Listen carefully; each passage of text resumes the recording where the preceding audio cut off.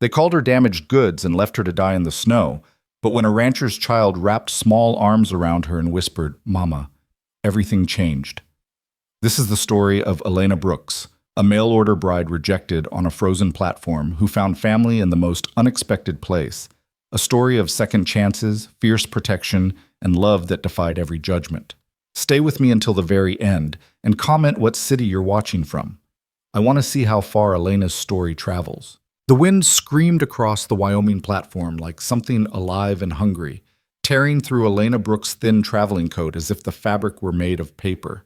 Snow came down in sheets so thick she could barely see 3 feet ahead, and the cold, God, the cold, had stopped hurting 20 minutes ago. That was the dangerous part. She'd read once, in some book whose title she couldn't remember, that when you stop shivering, when the cold turned from agony to a strange, drifting numbness, you were close to the end. Elena's fingers had gone white inside her threadbare gloves. Her lips felt thick and clumsy. The platform was empty now, the last of the afternoon train passengers having scattered into the dying light, swallowed by the storm. Even the station master had retreated inside, locking the door against the weather, and against her. She stood alone with her battered carpetbag at her feet, everything she owned compressed into that single piece of luggage, and tried to remember how to breathe without sobbing. He looked at me like I was garbage. Silas Dorman, the rancher who'd sent for her, the man who'd promised through carefully written letters over 6 months that he was looking for a wife, someone strong enough for frontier life, kind enough for his home, willing enough to build something real in this harsh country. His letters had been stiff but sincere. He'd sent money for her passage from St. Louis, enough for a third-class ticket and a new dress she couldn't afford to buy. She'd traveled for 8 days, trading the suffocating smoke and crowds of the city for this raw, beautiful emptiness. And when she'd stepped off that train an hour ago, carpetbag clutched in both hands, heart hammering with nervous hope, Silas Dorman had taken one look at her and gone completely still. His eyes had traveled from her worn boots to her thin frame. Too thin, she knew. Years of hunger didn't disappear in a few months of better eating, then settled on her face. Specifically, on her left eye. The one that still sat slightly crooked in its socket, the eyelid that drooped just a fraction, the scar that traced a faint line through her eyebrow. Healed, yes. Functional, but marked. Different, wrong. "You didn't mention this in your letters," he'd said flatly. Elena had forced herself to stand straighter. "You didn't ask about scars, Mr. Dorman. You asked if I was healthy and willing to work. I'm both?" "You're damaged." He'd said it the way someone might comment on a cracked plate or a lame horse. Simple statement of fact. No emotion at all. "I need a wife who can give me strong sons. Look at you. Half-starved, marked up like you've been through a war. What kind of children would you give me?" The shame had hit her like a physical blow. Around them, other passengers had slowed, pretending not to listen while drinking in every word.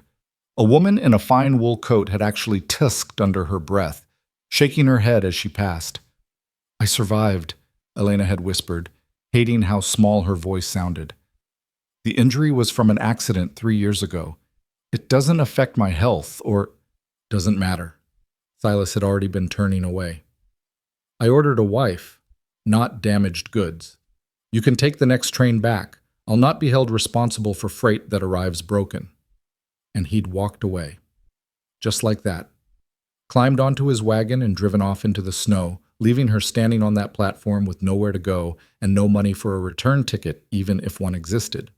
The station master, a weathered man with tobacco-stained whiskers, had emerged long enough to tell her the next eastbound train wouldn't come through for 5 days. Then he'd looked her up and down with an expression that made her skin crawl and suggested she'd best find alternative arrangements if she wanted to stay warm.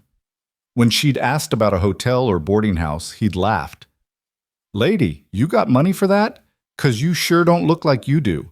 And no decent place in town's gonna take in a woman alone with no references and no man to vouch for her. You understand what I'm saying?" She'd understood perfectly. Her choices were freeze on this platform, except whatever alternative arrangements men like the station master had in mind, or there was no or. Those were the only options.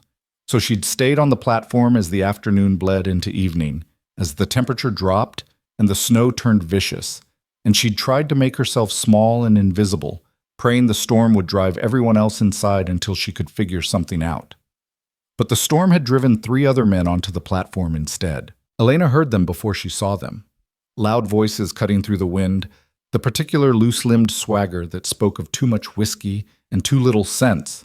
3 of them, ranging in age from early 20s to perhaps 40, all dressed in rough work clothes and radiating that specific kind of danger that made the hair on the back of her neck stand up. They spotted her immediately. "Well now," the youngest one called out, grinning with too many teeth. "What have we got here? Little bird fallen out of its nest?" Elena grabbed her carpet bag and tried to move toward the station door, but they spread out casually, cutting off that avenue without seeming to try. Her heart kicked into a faster rhythm. The numbness in her fingers suddenly didn't matter anymore, adrenaline burning hot through her veins. "Station's closed," she said, forcing her voice steady. "And I'm waiting for someone." "Sure you are."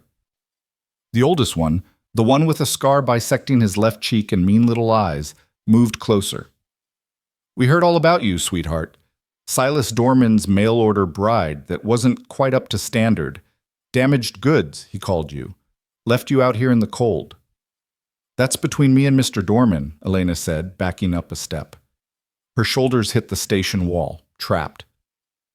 "I don't want any trouble." "No trouble at all." The one in the middle, medium height and built like a bull, smiled slow and ugly. "See, we're just thinking, Silas already paid for you to come all this way. Seems a shame to waste the investment. Maybe one of us could take you off his hands. What do you say? I got a cabin about 10 miles north. Nothing fancy, but it's warm, and I'm not so particular about a crooked eye." "No." The word came out harder than she intended. "Thank you, but no. I'll be fine on my own." Thing is," Scarface said, moving even closer, and now she could smell the whiskey on his breath. "You don't look fine. You look about 2 hours from frozen solid, and there ain't nobody coming to help you, so maybe you should reconsider your options while you still got choices to make." His hand reached for her arm. Elena jerked back, her carpet bag swinging up instinctively as a barrier between them, and the rage that she'd been swallowing all day suddenly roared up her throat in a scream. "Don't you touch me!" They laughed. All 3 of them, like her terror, was the funniest thing they'd seen all week. Scarface grabbed for her again, and this time his fingers caught her wrist, squeezing hard enough to hurt. "Now, honey, no need for all that. Let her go." The voice came from behind them, quiet and absolutely cold, cutting through the wind and the snow, and the men's laughter like a blade through silk. All 4 of them spun around. A man stood at the edge of the platform, tall and broad-shouldered, wearing a heavy sheepskin coat and a hat pulled low against the weather. Snow clung to his shoulders. Ice glittered in his dark beard, and in his arms, bundled against his chest in layers of wool and fur, was a little girl, maybe 4 years old, solemn dark eyes peering out from beneath a knit cap. The 3 drunk men had gone very still. "Wyatt," the youngest one said, and there was something new in his voice now, something wary. "Didn't know you were in town." "Let her go," the man, Wyatt, repeated, not raising his voice, not moving toward them, just standing there with that child in his arms and ice in his eyes. "Now." Scarface's grip tightened for a second on Elena's wrist, some stupid masculine calculation playing out behind his mean little eyes, weighing whether he could push this, whether he wanted to. Then he let go and stepped back, hands raised in mock surrender. "No harm meant, Hale. Just offering the lady some Christian charity, seeing as how she's been abandoned and all." "Christian charity?" Wyatt's voice was flat with contempt. "That what you call cornering a woman in a snowstorm, Ben? 3 grown men against 1? That seemed charitable to you? Now, Wyatt, get out of here, all 3 of you, before I decide you need a more permanent lesson in hospitality." For a long, tense moment, nobody moved. The wind howled. Snow swirled across the platform. Elena could hear her own heartbeat pounding in her ears, could feel the place on her wrist where Scarface, Ben, had grabbed her, could taste copper fear on her tongue. Then Bullbuilt muttered something under his breath and turned away. The young one followed immediately. Ben held Wyatt's gaze for another few seconds, then spat in the snow and stalked off into the storm. Silence crashed down like a weight. Elena sagged against the station wall, her legs suddenly unreliable. her breath coming in short, sharp gasps that might have been laughter or tears or both. The numbness was gone now, replaced by pins and needles and the horrible shaking that came after danger passed. "Thank you," she managed. Thank you. I couldn't." "How long have you been out here?" Wyatt asked, and his voice had gentled slightly, though it still carried that core of stone underneath. "Since the afternoon train." Elena wrapped her arms around herself, trying to stop the shaking. 3, 4 hours, maybe? I'm not sure anymore. The little girl in his arms made a soft, distressed sound and buried her face against Wyatt's shoulder. He looked at Elena for a long moment, really looked, his eyes traveling over her thin coat, her soaked-through boots, the way she couldn't stop shivering. When he spoke again, there was something like anger in his voice, though she didn't think it was directed at her. "You're hypothermic. Another hour and you'd be past saving." He shifted the child in his arms. "Can you walk?" Yes, I think so." "Then pick up your bag and come with me. My wagon's just down the street." Elena's fingers fumbled for the carpetbag handle. Her mind was working sluggishly, suspicion and desperation warring with each other. "Where are you taking me?" "Somewhere warm, with food and a fire and a door that locks." He turned toward the steps leading off the platform. "You can decide what comes next when you're not dying of cold. Now move before that storm gets worse." It wasn't a request, but there was nothing predatory in his voice, nothing like the ugly hunger in those other men's eyes. And the child in his arms, she was watching Elena with those solemn dark eyes, one small hand reaching out as if to say, "Come on, come with us." Elena picked up her bag and followed. Tit-tit. The wagon was exactly where he'd said it would be, a sturdy flatbed with a canvas cover tied down against the weather. 2 draft horses stood patient in their traces, their breath steaming in the frigid air. Wyatt lifted the little girl into the wagon bed, settling her on a pile of blankets, then turned to help Elena up. His hand was warm even through her glove, actually warm, real heat from a living body, and she almost sobbed at the sensation. "Under the canvas," he said. "There's more blankets back there. Wrap up. We've got a 2-hour drive ahead of us." 2 hours? Elena's sluggish brain tried to process that. "Your home is 2 hours away?" "Yes." "But you came into town in this storm for supplies." He gestured to several canvas-wrapped bundles secured in the wagon bed. "And apparently it's a good thing I did. Now get under those blankets before you lose more fingers." The little girl had already burrowed into the pile of wool and fur, creating a warm nest. She patted the space beside her, looking at Elena with that same solemn, measuring expression. Elena climbed in, her movements clumsy and uncoordinated, and the little girl immediately scooted closer, pressing her small, warm body against Elena's side. Small hands helped pull blankets over them both. "Her name's Juniper," Wyatt said from the front of the wagon. "She doesn't talk much to strangers, so don't take it personal. Junie, this is—" He paused. "I don't actually know your name." "Elena Brooks." The words felt strange in her mouth, thick and awkward. "From St. Louis." "Wyatt Hale. Welcome to Wyoming, Miss Brooks. Try to stay conscious during the drive." Then he clicked to the horses and the wagon lurched forward into the storm. Elena had meant to stay alert, to watch where they were going, to maintain some sense of awareness and self-preservation. But the blankets were so warm, and Juniper was like a tiny furnace pressed against her side, and the hypothermia had drained her more than she'd realized. She drifted in and out, catching fragments, the creak of wagon wheels, the whisper of wind through canvas, the steady rhythm of the horses' hooves. Once, she surfaced enough to realize that Juniper had fallen asleep with her head on Elena's shoulder, one small fist tangled in Elena's coat. Another time, she heard Wyatt's voice, low and rough, singing something under his breath, a ballad, maybe. Words lost to the storm, but the melody clear and oddly comforting. When she finally woke completely, the wagon had stopped and someone was lifting her down. "Easy," Wyatt's voice said near her ear. "I've got you. Just a few more steps."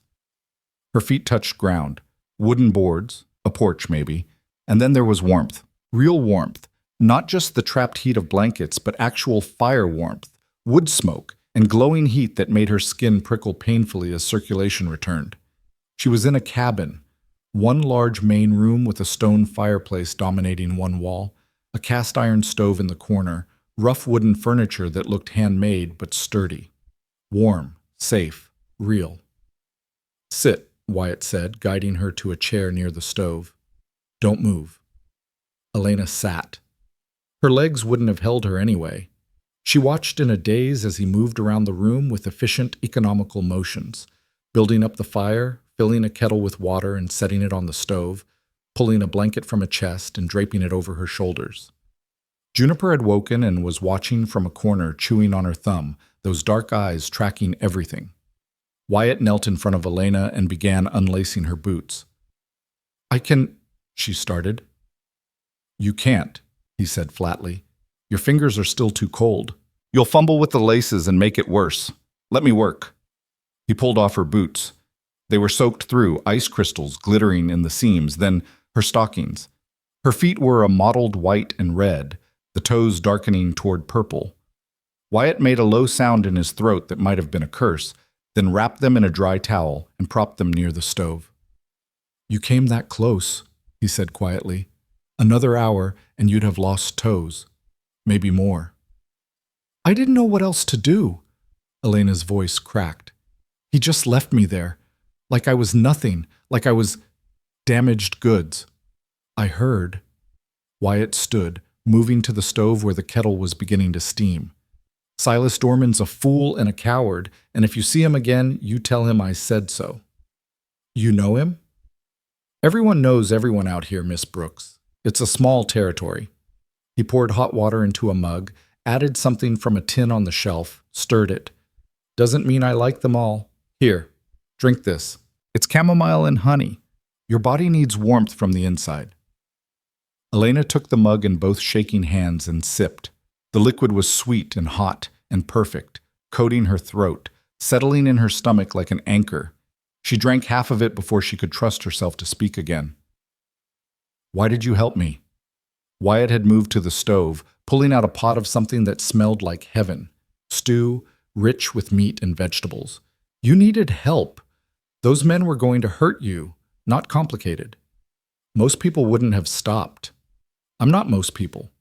He ladled stew into 2 bowls, cut thick slices of bread from a loaf on the counter.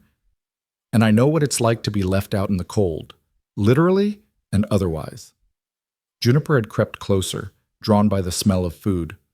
Wyatt handed her a bowl, and she took it solemnly, settling on the floor near the fire, spooning stew into her mouth with steady concentration. He brought the other bowl to Elena. "Eat. Slowly, your stomach's going to be fragile after hypothermia, but you need food." Elena ate. The stew was simple, but perfect. Beef and carrots and potatoes in a rich broth, the bread still warm, butter melting into the grain. She ate slowly, like he'd instructed, and felt life coming back into her body inch by inch.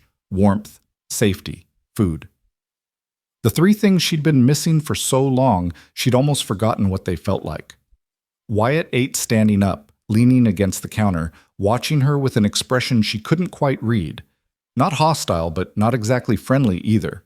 Assessing, maybe. Trying to figure out what kind of problem he'd brought into his house.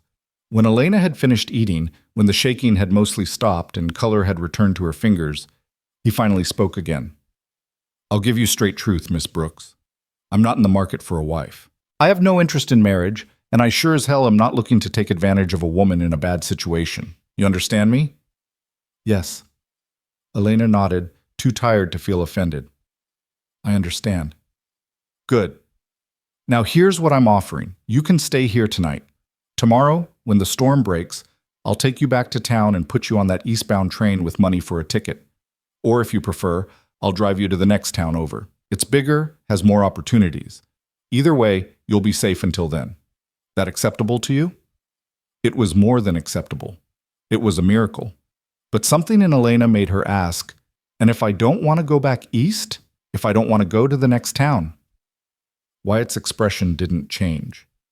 "Then you tell me what you do want, and we'll figure something out. But not tonight. Tonight you're exhausted and half frozen and in no shape to make big decisions. So we're going to keep this simple. Warm fire, safe bed, locked door. Tomorrow we'll talk about everything else. Okay. Elena pulled the blanket tighter around her shoulders. Thank you. For everything. I can't. Don't thank me yet, Wyatt said, almost gently. Thank me tomorrow when you're warm and fed and thinking clearly. For now, just rest. He showed her to a small room off the main space, barely more than a closet, really, with a narrow bed and a single window covered with thick curtains. But there were clean sheets on the bed, warm quilts piled high, and a bar across the inside of the door that would lock securely. Nobody's going to bother you, Wyatt said from the doorway. I sleep in the room across the hall, and Juniper's next to me. You need anything, you call out. Otherwise, I'll see you in the morning. Mr. Hale. Wyatt. Wyatt. Elena looked at him, this strange, gruff man who'd saved her life for no reason except that she'd needed saving. Why did you really bring me here? You could have taken me to someone else in town. A church, maybe, or churches in Hollow Creek close at sunset, and there's no parson lives close enough to matter. And I told you, I know what it's like to be left in the cold. His expression shifted, something old and painful moving behind his eyes. Let's leave it at that for tonight.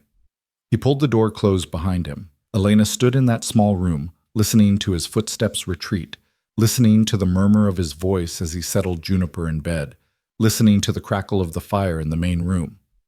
Outside, the storm continued its assault. But in here, in this rough cabin in the middle of nowhere, she was warm. She was safe. She slid the bar across the door, more from habit than any real fear, and collapsed onto the bed still fully dressed. For the first time in years, Elena Brooks fell asleep without crying. She woke to thin morning light filtering through the curtains and the smell of coffee.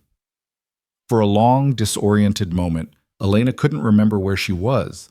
Then memory crashed back. The platform, the storm, the three men, Wyatt Hale appearing like something out of a fever dream to pull her back from the edge. She sat up slowly. Her body ached in a dozen places, bruises she hadn't noticed yesterday making themselves known now. But she was warm. She was alive. The bar was still across the door. Nothing had been disturbed. Elena took a moment to finger-comb her hair into some semblance of order, to smooth the worst wrinkles from her dress, to prepare herself to face the day. Then she slid back the bar and opened the door. Wyatt stood at the stove, cooking something that sizzled and popped. Juniper sat at the rough wooden table, swinging her legs and drawing something on a scrap of paper with a nub of pencil. Neither of them looked up when Elena emerged. Coffee's hot, Wyatt said without turning around. Eggs will be ready in a minute. How'd you sleep? Like the dead. Elena moved to the table, hesitant. Thank you for everything. The bed, the fire, the meal last night. You already thanked me. Don't make a habit of it. But there was no real bite in his voice. Sit down. Food's no good cold. Elena sat. Juniper glanced up at her, offered a small, shy smile, then went back to her drawing. It looked like horses, Elena realized. Rows and rows of horses, all running in the same direction. Wyatt brought over 3 plates, eggs and thick-cut bacon, more of that good bread toasted and dripping with butter. He sat down across from her and dug in without ceremony. They ate in comfortable silence for a few minutes. Then Wyatt pushed his plate back and folded his hands on the table. So, he said, let's talk about your situation. Elena swallowed hard. You said you'd take me to the station today, put me on a train. I said I'd give you that option. I'm not going to force you onto a train if that's not what you want. What I want doesn't seem to matter much. The bitterness leaked through before she could stop it. I wanted a home, a family, a chance to build something decent. Instead, I got rejected on a train platform and left to freeze. Silas is an idiot. Silas is practical, Elena corrected. He ordered a wife who could give him strong children. I don't blame him for sending back defective merchandise. Don't. Wyatt's voice went hard. Don't talk about yourself like that. There's nothing defective about you except maybe your taste in men. Elena laughed, sharp and humorless. My taste in men is limited to whoever was willing to answer a mail-order bride advertisement. Not exactly a large selection pool. "So what do you want to do?" Wyatt asked. "Real answer, not what you think you should say." Elena looked down at her plate. "I don't want to go back east. There's nothing for me there. My parents are dead, I have no siblings, and the job I had, working in a textile mill, barely paid enough to keep me fed. That's why I answered the advertisement in the first place. I thought maybe out here, in a new place, I could have a different life." "And you still can," Wyatt said. "Just not with Silas Dorman, which honestly is a blessing in disguise. Man's a miserable drunk and mean to his animals. You dodged a bullet there." "Then what?" Elena spread her hands. "I have no money, no skills except sewing and cooking, and apparently I'm too damaged for anyone to want me. Where exactly am I supposed to go?" Juniper made a small sound, almost a whimper. Both adults looked at her.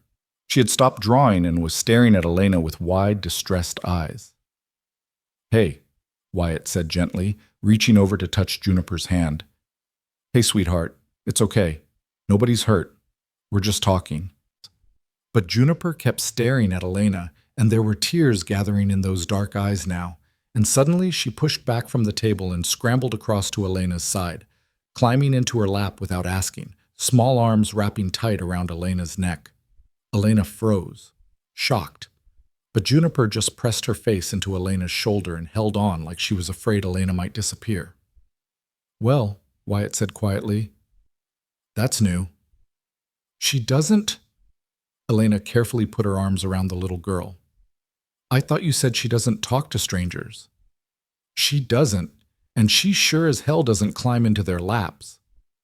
Wyatt was watching them with an expression Elena couldn't read. "Juniper came to live with me 6 months ago after her mother, my sister, died in childbirth. Baby died too. Since then, Uni's barely spoken a word to anyone except me. Won't even look most people in the eye. But you—" He trailed off, shaking his head. "She's claimed you." "Claimed me? Like a cat with a favorite person. Once they decide you're theirs, that's it. You're stuck." Elena looked down at Juniper, at the small, warm weight in her arms, the serious little face pressed against her shoulder. Something in her chest cracked open, something that had been frozen solid for years, protected behind walls of ice and desperation and the certainty that she would never be wanted by anyone. "I don't mind being stuck," she whispered. Wyatt was silent for a long moment. When he finally spoke, his voice was careful, measured. "I'm going to make you an offer, Miss Brooks, and I want you to think about it real careful before you answer, because it's going to sound strange and possibly insulting, but I swear to you it's made in good faith." Elena waited. "You need a place to stay. I need help with Juniper. She needs a woman's influence, someone who can teach her things I can't. This cabin needs someone to manage the household while I'm working the ranch. So here's what I'm proposing. You stay here, live in that room you slept in last night, help with cooking, cleaning, looking after Juniper. In exchange, you get room, board, and a safe place to live until you figure out what comes next. No expectations beyond that. No obligations you don't agree to. Just honest work for honest pay." "You want to hire me?" Elena asked slowly. "As what? A housekeeper?" "As someone who needs a home and happens to be good at the things that make a house run smooth," Wyatt said. "I can't pay you much in actual money. Ranching's a slim margin business. But you'd have your own space, your own key to your own door, and nobody in this house would bother you. That I swear." It was the strangest job offer Elena had ever received. It was also the best one. "What would people say?" she asked. "An unmarried woman living in a bachelor's house? People will say what they always say, that I'm strange and antisocial and possibly dangerous." Wyatt shrugged. "Wyatt, let them talk. I don't go to town often enough to care about gossip. And when I want to leave, then you leave. I'm not going to lock you in the cellar, Miss Brooks. You want to go, you go. But until then, you've got a place here if you want it." Juniper had relaxed in Elena's arms, her breathing evening out. Elena looked down at the little girl, then up at Wyatt, then around this rough cabin that smelled like wood smoke and coffee and safety. "Can I think about it for a day?" she asked. "Take all the time you need," Wyatt said. "Storm's still too bad for safe travel anyway. But Elena?" He used her first name for the first time, and it sounded strange and right in his rough voice. I meant what I said last night. There's nothing damaged about you. Anyone who can't see that isn't worth your time. Elena felt her throat close up with unexpected tears. Thank you. Don't thank me yet. Wait until you've lived through a Wyoming winter and then decide if I did you a favor. But he was smiling when he said it, just barely, just a hint of warmth in those hard eyes. And for the first time since stepping off that train, Elena thought maybe she had found something worth staying for. Elena stayed. Not because she had nowhere else to go, though that was certainly true, but because when she woke on the third morning in that small, clean room with sunlight streaming through the curtains and the smell of coffee drifting under the door, she realized she hadn't woken afraid. For the first time in longer than she could remember, she'd opened her eyes without that immediate clench of dread in her stomach, that automatic calculation of what threats the day might hold. She found Wyatt in the barn, mucking out stalls while Juniper sat on an overturned bucket nearby, watching him work with that same solemn intensity she brought to everything. Neither of them heard Elena approach until she cleared her throat. Wyatt straightened, pitchfork in hand, hay dust coating his shoulders. "Morning. I'd like to accept your offer," Elena said without preamble. "If it still stands." Something shifted in his expression. Not quite relief, but close. "It stands. You sure?" "I'm sure." Elena folded her arms against the morning chill. "I'm good at cooking and cleaning, I can sew and mend, and I promise I'll earn my keep. I won't be dead weight." "Never thought you would be." Wyatt stabbed the pitchfork into the ground. "Juniper's already attached to you anyway. Might as well make it official." As if summoned by her name, Juniper hopped off her bucket and ran to Elena, wrapping both arms around Elena's legs in a fierce hug. Elena's hand came down automatically to rest on the child's head, and the rightness of that simple gesture nearly broke her. "Then it's settled," Wyatt said. "You'll take meals with us, use the washroom as needed, and your room's your own space. I won't come in without knocking. There's a lock on the inside if you want additional peace of mind. Fair?" "More than fair." Elena hesitated. "Should we write something down? Make it official? You want a contract?" "I just want to make sure we're clear on expectations, so there's no confusion later."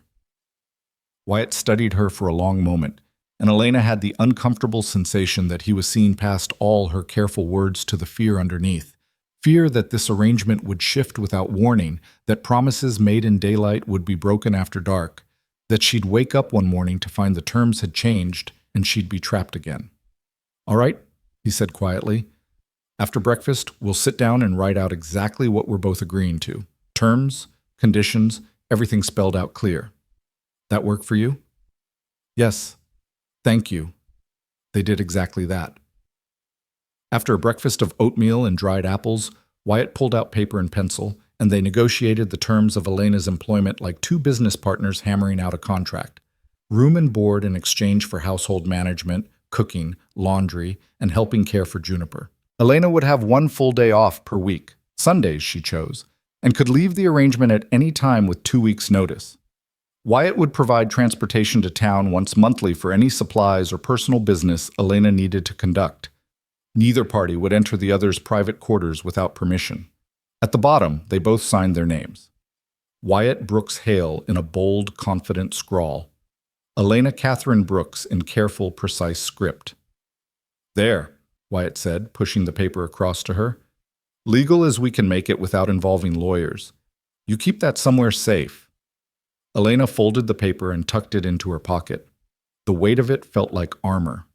The days that followed settled into a rhythm that was strange and comfortable in equal measure. Elena woke with the sun, started the stove, ground coffee beans, and set water to boil. Wyatt came in from morning chores smelling of horses and cold air, Juniper trailing behind him like a shadow. They ate breakfast together, simple food, but plentiful, and Elena took quiet pride in the way Wyatt's tense shoulders would relax slightly after the first cup of coffee, the way Juniper would hum contentedly over her oatmeal. After breakfast, Wyatt disappeared into the demands of the ranch, fences to mend, animals to tend, wood to chop, 1,000 tasks that seemed to multiply faster than he could complete them. Elena threw herself into transforming the cabin from a bachelor's rough shelter into something that felt like a home. She scrubbed floors until her knuckles were raw. She washed windows until they gleamed. She took inventory of the pantry and root cellar, making lists of what they had and what they'd need before winter truly set in. She discovered Wyatt's pathetic attempts at mending, shirts with buttons hanging by threads, socks darned so badly they were more whole than fabric, and spent an entire afternoon repairing everything while Juniper sat beside her, learning to thread a needle with clumsy, determined fingers. "You're nesting," Wyatt observed one evening, watching Elena rearrange the dish shelves for the third time in as many days. "I'm organizing," Elena corrected. "There's a difference." "If you say so." But he was smiling slightly, that rare expression that softened his whole face. "Place hasn't been this clean since, well, since ever, probably." "That's because you're terrible at housekeeping." "Never claimed otherwise." He stretched, joints popping. "But I appreciate what you're doing. Feels different in here. Better." Elena looked around the cabin, at the swept floors and the neatly arranged shelves, at the curtains she'd washed and rehung, at the small vase of dried flowers she'd found in a box and placed on the table as a centerpiece. It did feel different. It felt lived in, cared for. It felt like a home. Juniper was the revelation Elena hadn't expected. The little girl barely spoke. A handful of words here and there, yes and no and please and thank you in a whisper-soft voice, but she communicated in a dozen other ways. Through the drawings she made obsessively, horses and trees and stick figure people holding hands. Through the way she'd slip her hand into Elena's when they walked outside. Through the fierce, protective way she'd position herself between Elena and any perceived threat, small body rigid with determination. "She thinks you're hers to protect," Wyatt explained one afternoon, watching Juniper stand guard while Elena hung laundry on the line. "Ever since her mama died, she's been terrified of losing people. She wouldn't let me out of her sight for the first 2 months. Now she's decided you're someone worth protecting too." "I don't need a 4-year-old bodyguard," Elena said, amused and touched in equal measure. "Try telling her that." Wyatt's expression went distant. "My sister, Margaret, she was tough as nails and twice as sharp, survived things that would have broken most people. Then she meets a traveling merchant, falls hard, gets pregnant. He promises to come back for her. Never does. Margaret handles it, though, decides she'll raise the baby on her own, does everything right, and then..." He trailed off. Elena waited. "Childbirth went wrong," Wyatt finished quietly. "Baby was breech, labor went on too long. By the time they got her to the doctor in town, it was too late. Lost them both, Margaret and the baby boy she'd been so excited to meet." He cleared his throat roughly. Juniper was there, 4 years old, and she saw her mama dying, heard her crying, couldn't understand why nobody could fix it. She hasn't been the same since. "Oh, Wyatt," Elena pressed a hand to her chest. I'm so sorry." "Not your fault, just explaining why she is the way she is. Why she doesn't trust easy, but once she does, she holds on like a burr." He looked at Elena directly. "She's holding on to you pretty tight already. Just wanted you to know what that means. What it costs her if you leave." The implication hung heavy in the air between them. "I'm not planning to leave," Elena said carefully. "Not anytime soon, anyway. Plans change. People leave. It's the way of things." Wyatt shrugged, but there was something brittle in the gesture. "Just, if you do decide to go, give us warning. Let her adjust to the idea. Don't disappear in the night." "I won't." Elena met his eyes. "I promise." 3 weeks passed, then 4. The autumn cold deepened, frost painting the windows each morning, the days growing shorter and sharper. Elena's life condensed into the warm circle of the cabin, the rhythm of chores and meals and quiet evenings by the fire. It was monotonous. It was peaceful. It was nothing like the desperate, grinding survival she'd known in St. Louis. She was almost content. Then Wyatt came back from town with news that shattered their careful peace. It was a Saturday, late afternoon. Elena had spent the day making preserves, the last of the late harvest apples boiled down into thick, sweet jam that would keep them through winter. Juniper sat at the table, carefully labeling jars in her wobbling child's print. The cabin smelled like cinnamon and cloves and comfort. Wyatt came through the door like a thunderstorm, all sharp movements and barely contained anger. He dropped the supply sacks on the floor with more force than necessary and stood there, jaw clenched, hands flexing at his sides. "What happened?" Elena asked immediately. "Town happened. People happened." He yanked off his hat and threw it at the hook on the wall. It missed, fell to the floor. He didn't pick it up. "You know what the good citizens of Hollow Creek are saying about us?" Elena's stomach dropped. "I can imagine." "Can you?" Wyatt's voice was hard. "Because I just spent an hour listening to speculation about exactly what kind of arrangement we have here. Whether you're my mistress or my whore. Whether I'm taking advantage of you or you're scheming to trap me. Silas Dorman's been spreading it around that you're compromised goods, and I'm harboring a fallen woman under my roof. The preacher's wife actually crossed the street to avoid speaking to me." "Oh, God." Elena sank into a chair. She'd known this was coming. Of course she'd known. But she'd let herself believe that maybe, just maybe, they were far enough from town that nobody would care. "I'm sorry. I should have realized." "Don't!" Wyatt pointed a finger at her. "Don't you dare apologize for other people's small minds and dirty thoughts. You've done nothing wrong. We've done nothing wrong. But that doesn't matter to them, does it? They've decided we're scandalous, and now they're going to make it everyone's business." Juniper had gone very still at the table, her eyes wide and frightened. Elena automatically moved to her, gathering the child close.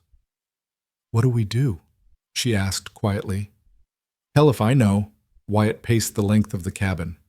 "I don't give a damn what they say about me. Never have, never will. But you—" He stopped, running both hands through his hair. "You're trying to build a life here, a reputation. This kind of talk could ruin that." "I don't care about reputation." Elena surprised herself with the fierceness in her own voice. "I care about having a roof over my head, and food in my stomach, and people who don't treat me like garbage. Everything else is just noise. It's not just noise when it affects whether shopkeepers will sell to you, whether other women will speak to you, whether—" He cut himself off, something shifting in his expression. "The town council's talking about paying me a visit." "What?" Elena's blood went cold. "Why?" "To discuss the moral situation at my ranch. To ensure I'm not, and I quote, corrupting an innocent woman or harboring immoral behavior." His lip curled. "Bunch of self-righteous hypocrites, most of them with secrets that would curl your hair, but they've decided we're their newest scandal and they're going to meddle." "When are they coming?" "Monday. Maybe Tuesday. Whenever they work up the nerve to ride out here in the cold." Wyatt resumed pacing. "I should have thought of this. Should have realized how it would look. I saw someone who needed help, and I helped. Didn't occur to me that would be considered suspect behavior." Elena thought fast, her mind racing through options and consequences. "What if I leave? Just for a while, until the gossip dies down.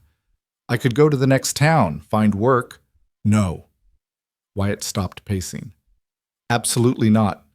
I'm not sending you away because some busybodies can't mind their own business. But if the town council can go to hell." He crossed his arms. "This is my land, my house.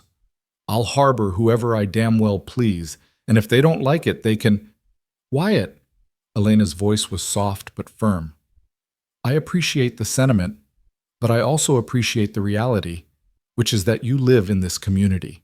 You need these people, even if you don't like them. If they turn against you, then they turn against me. Wouldn't be the first time." There was a story there, Elena realized, something in his past that had already put distance between Wyatt and the good people of Hollow Creek. But before she could ask, Juniper made a small, distressed sound and buried her face in Elena's shoulder. Both adults immediately shifted focus to the frightened child. "Hey, sweetheart," Elena murmured, stroking Juniper's hair. "It's okay. Nobody's going anywhere. We're all staying right here." "Promise?" Juniper's voice was barely audible. "I promise." Elena looked at Wyatt over the child's head. "We'll figure this out. Together." Wyatt's expression softened fractionally. "Together," he agreed. But I'm telling you right now, I'm not throwing you to the wolves to satisfy town gossip. And I'm telling you that I won't let your life be ruined because you were kind to a stranger. Elena settled Juniper more comfortably in her lap. There has to be a middle ground, a solution that protects both of us. They spent the evening in tense discussion, voices low so Juniper wouldn't overhear, trying to find that middle ground. Elena could move into the barn, but that was ridiculous. It was too cold and too dangerous. Wyatt could hire additional help, a man to act as chaperone. But that assumed they could find someone willing and that they had money to pay another salary. They could simply ignore the gossip and hope it died down naturally. But the town council's threatened visit suggested this wasn't just gossip anymore. It was becoming an official concern. Around and around they went, circling the problem without finding a solution. Finally, exhausted and frustrated, they went to bed with nothing resolved. Elena lay in her small room, staring at the ceiling, listening to the wind howl outside and wondering if this fragile piece she'd found was about to shatter. She'd been happy here. She'd been safe. The thought of losing that, of being forced back into desperate uncertainty, made her want to scream. But she wouldn't let Wyatt suffer for helping her. She couldn't. Sunday dawned gray and bitter, the sky pressing low and threatening snow. Elena went through the motions of her day off, sleeping late, reading from Wyatt's small collection of books, helping Juniper with a sewing project, but her mind was elsewhere, turning over the problem like a puzzle with missing pieces. They were eating a quiet supper when Juniper, who'd been unusually silent even for her, suddenly spoke up. "Why can't Elena be my mama?" Both adults froze. "Junie," Wyatt said carefully, "it's not that simple." "Why not?" Juniper looked between them with those serious dark eyes. "She takes care of me like a mama. She lives here like a mama. She loves me like a mama. So why can't she just be my mama?" Elena's throat closed up completely. Wyatt looked like he'd been punched. "Because being someone's mama is more complicated than just living in the same house," Wyatt said finally. "There are rules and stupid rules," Juniper said with sudden fierce conviction. "Stupid rules that make Elena go away." "Nobody's going anywhere, sweetheart," Elena managed. "I promise." But Juniper shook her head, tears welling up. "You said that, but everyone says that. Mama said she'd be fine and then she went away and never came back. Papa said he'd come get us and he never did. Everyone leaves. Everyone lies." She scrambled down from her chair and ran to her room, slamming the door behind her. Elena and Wyatt sat in stunned silence. "Out of the mouths of babes," Wyatt said quietly. "She's 4 years old. She doesn't understand. She understands better than we do." Wyatt pushed his plate away. "She's asking the question everyone else is dancing around. If you're doing all the work of being a wife and mother, why aren't you actually a wife and mother?" Elena's heart stuttered. "Wyatt, I'm not proposing." He held up a hand quickly. "Don't panic. I'm just saying she's got a point. In the eyes of the town, the only acceptable way for us to live like this is if we're married. Any other arrangement is scandalous. Marriage is a legal bond. It's not something to enter into lightly, just to satisfy busybodies." "I know that." Wyatt stood, began clearing dishes. "I'm just thinking out loud, trying to see all the angles." Elena helped him wash up, both of them moving in careful silence. Her mind was spinning. Marriage, to Wyatt. It was absurd. They barely knew each other. She'd only been here a month. He'd made it clear he had no interest in a wife. She had no desire to trap anyone into obligation. And yet Juniper's question echoed in her head. Why can't Elena be my mama? Because she was, in all but name. She cared for the child, worried about her, felt that fierce protective love that had surprised her with its intensity. And Wyatt, he was a good man, honorable, kind in his gruff way.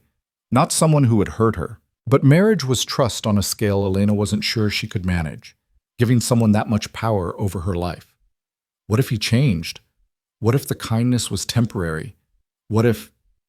"Stop spiraling," Wyatt said, not looking at her. "I can hear you thinking yourself into a panic from here."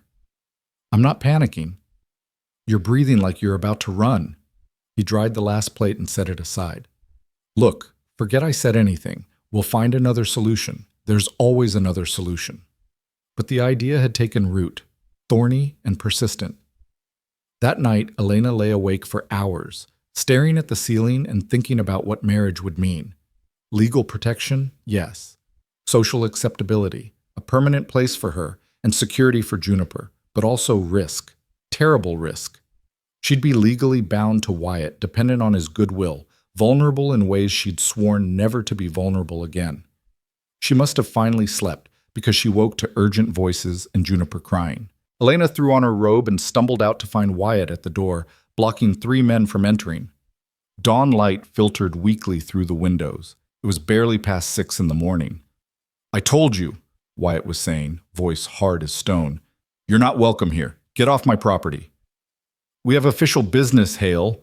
The speaker was a portly man in an expensive coat, his face florid with cold and self-importance.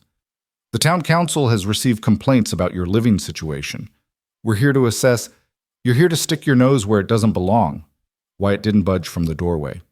"And you're doing it at dawn on a Monday morning, which tells me this is more about harassment than any legitimate concern." "We have every right." "You have no rights on my land." Wyatt's hand moved to rest on the rifle propped beside the door. Not a threat exactly, but not a threat either. "Now turn around and ride back to town before I decide you're trespassing." Elena's stomach churned. This was going to get ugly. She could see it in the set of the councilman's jaws, the way they were looking past Wyatt to where she stood in her robe with Juniper clinging to her legs, calculating, judging, already convinced of wrongdoing. "Mr. Hale," she called out, and her voice was steadier than she felt. "Perhaps we should speak with these gentlemen, clear up any misunderstandings." "There's nothing to clear up." Wyatt didn't turn around. "These men came here looking for scandal. I'm not going to perform for their entertainment." "We came here," the portly man said, "because an unmarried woman living with a bachelor raises questions of morality and propriety. Questions the community has a right. The community has no rights over what happens in my private home," Wyatt interrupted. "Elena Brooks is my employee. She has her own room, her own arrangements, and her presence here is no more scandalous than hiring a ranch hand, which I noticed nobody had a problem with when I employed that drifter last spring." "A woman is different," one of the other councilmen spoke up. "Propriety demands—" "Propriety is just another word for control," Wyatt said flatly, "and I'm not interested." The tension was escalating. Elena could feel it building toward violence. Nothing Wyatt did, but the councilmen's faces were getting redder, their postures more aggressive. In another minute, someone would say something unforgivable, and this would explode into something far worse than gossip. She made a decision. "Gentlemen," Elena said, stepping forward with Juniper still attached to her legs, "I appreciate your concern for my welfare. Truly. It's kind of you to worry about a stranger's situation." Wyatt shot her a sharp look. She ignored it. "However," she continued, "I want to assure you that my arrangement with Mr. Hale is entirely proper. I have my own locked quarters. I am well compensated for my work, and at no time has Mr. Hale been anything less than a complete gentleman. Your concern, while noted, is unnecessary." "That may be your perspective, Miss Brooks," the portly man said, "but the appearance of impropriety is often as damaging as actual impropriety. Surely you can see how this situation looks to others." "What I see," Elena said quietly, "is that I was dying on a train platform and Mr. Hale saved my life. What I see is that a frightened little girl needed stability and care. What I see is honest work and honest living. If others choose to see something different, that says more about them than about us." One of the councilmen, younger than the others, with a less certain expression, shifted uncomfortably. "She has a point, Marcus. If nothing unseemly is actually happening, the appearance matters," Marcus, the portly one, insisted. "And the appearance here is, then marry me." Everyone froze. Elena's heart stopped. She turned slowly to look at Wyatt, certain she'd misheard. He wasn't looking at the councilman anymore. He was looking directly at her, his expression unreadable, but his voice absolutely steady. "Marry me," he repeated. "Right now, today. These men can serve as witnesses. That solve your appearance problem?" Elena couldn't breathe, couldn't think. The world had tilted sideways and she was falling. "Wyatt," she whispered, we haven't." I know. He finally looked at the councilman, and there was something dangerous in his eyes now. But apparently the only way to satisfy small minds is to give them what they claim to want. So, fine. We'll get married. That make everyone here happy? Marcus sputtered. Mr. Hale, I don't think a hasty marriage solves anything. If you're simply trying to cover up, I'm trying to get you off my property and out of our lives. Wyatt's voice could have cut glass. Elena needs legal protection from busybodies like you. Juniper needs stability. And I'm tired of explaining myself to people who wouldn't believe the truth if I carved it into their foreheads. So yes, we're getting married, unless you'd prefer to manufacture a different scandal to entertain yourself with. The councilmen exchanged glances. The younger one looked almost relieved. Marcus looked like he'd bitten into something sour. A marriage would resolve the immediate concern, he admitted reluctantly. But I hardly think... Then it's settled. Wyatt finally stepped back from the doorway, but his posture remained aggressive. You can witness the ceremony, or you can leave. Either way, you're done questioning my household. I haven't agreed to this, Elena said, finding her voice. Her hands were shaking. Juniper was staring up at her with huge, hopeful eyes. Wyatt turned to her. For the first time since she'd met him, he looked uncertain. You don't have to. If you'd rather find another solution, there is no other solution. Elena heard the words coming out of her mouth and couldn't quite believe them. They've made that clear. Either we marry or they'll keep hounding us, keep threatening, keep trying to separate us. So that's a yes? Was it? Elena looked at Wyatt, really looked at him, at this man who'd saved her life, who'd given her shelter, who'd never once made her feel unsafe or pressured or less than human, who was offering marriage not as a trap but as protection, who was standing there waiting for her answer with something like fear in his eyes, as if he thought she might say no. She thought about Juniper, who needed stability more than anything else in the world. She thought about the cabin, about the life she'd been building here, about the first real peace she'd known in years. She thought about going back to that train platform, to hunger and cold and desperate uncertainty. And she thought about trust, about taking the terrifying leap of believing that maybe, just maybe, this man would keep his word. On my terms, she heard herself say. What terms? My own room, my own space. This marriage is legal protection, not anything else. Not unless we both decide differently. Agreed. And if I want to leave, if this doesn't work, you let me go. No legal tricks, no claiming ownership. You let me go. Something flashed across Wyatt's face, hurt, maybe, or understanding. Agreed. And you never, ever hurt Juniper. Or me. Not physically, not Elena. His voice was soft now. I would never. Not ever. I swear it on my life. She believed him. God help her, she believed him. Then yes, she whispered. Let's get married. The realization that she was falling in love with her husband should have been romantic. In the stories Elena had read as a girl, love arrived like sunrise, gradual, inevitable, beautiful. But this felt more like stumbling in the dark and suddenly finding solid ground where she'd expected empty air. Disorienting, terrifying, real. She didn't tell Wyatt. How could she? Their marriage was a business arrangement, a legal protection, a solution to a social problem.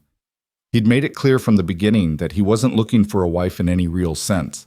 She had no right to complicate things with feelings he didn't want and couldn't return. So Elena kept her revelation locked tight in her chest and focused on the daily rhythms of survival. December arrived with brutal cold and snow that piled up past the windows. Wyatt worked from dawn until dark, keeping the animals alive, breaking ice, hauling feed, his hands cracked and bleeding by evening despite the salve Elena made him apply. She cooked, mended, managed their stores with increasing anxiety as supplies dwindled faster than expected. Juniper grew quieter as the cabin fever set in, her drawings becoming repetitive. Always the same three figures, always holding hands, always standing in front of a house with smoke curling from the chimney. They were a family in every way that mattered, except the one that Elena was beginning to want most desperately. The breaking point came on a Tuesday, 3 months after their wedding. Elena was in the root cellar taking inventory when she heard the wagon, Too early for Wyatt to be back from checking the north pasture and coming fast. She climbed up to find Wyatt hauling a stranger off the wagon bed, the man's leg twisted at an unnatural angle, his face gray with pain and shock. "Elena!" Wyatt shouted. "I need the medical kit, hot water, and clean sheets, now!" She ran. By the time she returned with supplies, Wyatt had the stranger, a young man, barely 20, laid out on the kitchen table. Juniper stood in the doorway of her room, eyes wide with fear. "Sweetheart, go to your room and close the door," Elena said firmly. "Don't come out until I tell you." Juniper obeyed without argument. "What happened?" Elena asked, setting supplies on the table. "Found him about 2 miles north. His horse spooked at a cougar, threw him into a ravine. Legs broken in at least 2 places, maybe 3. Might have internal bleeding." Wyatt was already cutting away the man's pants leg, revealing bone-white flesh and a shin bent sickeningly wrong. "I need you to help me set this before the swelling gets worse." Elena had never set a broken bone in her life, but Wyatt's face said there was no one else, no other option, and this man would lose his leg or worse if they didn't act fast. "Tell me what to do," she said. The next hour was brutal. The young man, his name was Thomas, he managed to gasp out, screamed himself hoarse as Wyatt pulled the bone back into alignment while Elena held his shoulders down. She'd given Thomas a leather strap to bite on and a tin cup of whiskey to dull the pain, but neither helped much. The sound of bone grinding against bone would haunt her nightmares for weeks. When the leg was finally splinted and wrapped, Thomas passed out from the pain and shock. Wyatt sagged against the table, his shirt soaked with sweat despite the cold. "We can't move him," Wyatt said hoarsely. "He stays here until that leg starts healing. Could be weeks." "Where does he go?" Elena asked, already knowing the answer. "Your room. It's closest to the stove, warmest spot in the house. You'll have to bunk with Juniper." Elena nodded, too exhausted to argue. They moved Thomas as carefully as possible, Elena stripping the bed down to bare mattress and remaking it with clean sheets while Wyatt carried the unconscious man. Once Thomas was settled, Elena checked his pulse, thready but steady, and covered him with extra blankets. "You did good," Wyatt said quietly from the doorway. "Most people would have fainted or run. You stayed." "Where was I going to run to?" Elena managed a weak smile. "This is my home too." Something flickered in Wyatt's expression. Before he could respond, a knock came at the front door. Sharp, official. Wrong. They exchanged glances. Nobody visited the ranch unannounced in winter. Nobody knocked like that unless they brought trouble. Wyatt opened the door to find Sheriff Coleman on the porch, snow-dusting his shoulders, his expression grim. Behind him stood a man Elena had never seen before, well-dressed in city clothes with cold eyes and a lawyer's calculating face. "Hale," the sheriff said. "We need to talk. Can we come in?" "Depends what this is about." Wyatt didn't move from the doorway. "It's about the child, Juniper." The stranger spoke up, his voice clipped and precise. "I'm Harold Morrison, attorney representing Mr. Charles Fletcher. Mr. Fletcher is Juniper's biological father, and he's filed for custody." The world tilted sideways. Elena grabbed the door frame for support. Wyatt had gone absolutely still, his face draining of color. "Charles Fletcher is dead," Wyatt said flatly. "Or might as well be. He abandoned my sister when she got pregnant. Never sent money, never checked if his daughter was alive or dead. He has no rights here." "Actually," Morrison said with the smugness of a man who knows he holds all the legal cards, "Mr. Fletcher's very much alive and recently remarried. He and his new wife are eager to provide Juniper with a proper home, one with 2 parents, financial stability, and all the advantages a child deserves." "She has 2 parents," Elena said, finding her voice. "She has us." Morrison's eyes flicked to her dismissively. "You're the mail-order bride, correct? Married to Mr. Hale for what, 3 months now? Hardly a stable parental situation. Whereas Mr. Fletcher can provide education, social connections, a future." "Get off my property," Wyatt said, his voice deadly quiet. "Mr. Hale, I'm here in an official capacity," Sheriff Coleman interjected, looking uncomfortable. "I have to serve these papers. Court hearing is set for January 15th. You'll need to appear with the child." He held out a folded document. Wyatt took it mechanically, staring at it like it might bite. "This is insane," Elena said. "Juniper's mother is dead. Charles Fletcher never wanted her. Why would he suddenly—" "Mr. Fletcher's new wife is barren," Morrison said bluntly. "They want a child to complete their family. And as the biological father, Mr. Fletcher has every right to claim his daughter." "She's not a possession to claim," Elena's voice rose. "She's a little girl who's been through hell. You can't just rip her away from everything she knows." "That's for the judge to decide, Mrs. Hale." Morrison tipped his hat with mock politeness. "We'll see you in court. I suggest you retain counsel, though I doubt you'll find many lawyers willing to take a case this clear-cut." He left. Sheriff Coleman lingered on the porch, his expression pained. "I'm sorry, Wyatt," he said quietly. "I truly am. But the law's the law. Fletcher's got rights as the father." "Rights?" Wyatt repeated numbly. "He's got rights." The sheriff left. Wyatt closed the door and stood there, staring at nothing, the custody papers crumpled in his white-knuckled fist. "Wyatt," Elena started. "She can't hear this," he interrupted, voice raw. "Juniper can't know. Not yet. Not until we figure out what to do." But Juniper had already heard. She appeared in the hallway, her small face stricken, tears streaming silently down her cheeks. "They're going to take me away," she whispered. "They're going to make me leave." Elena was across the room in seconds, gathering the child into her arms. "No, sweetheart, no. We won't let them, I promise." "Everyone promises," Juniper sobbed. "Everyone says they'll stay and then they leave. Mama left, Papa left, and now you're going to let them take me away and I'll never see you again." "That's not true."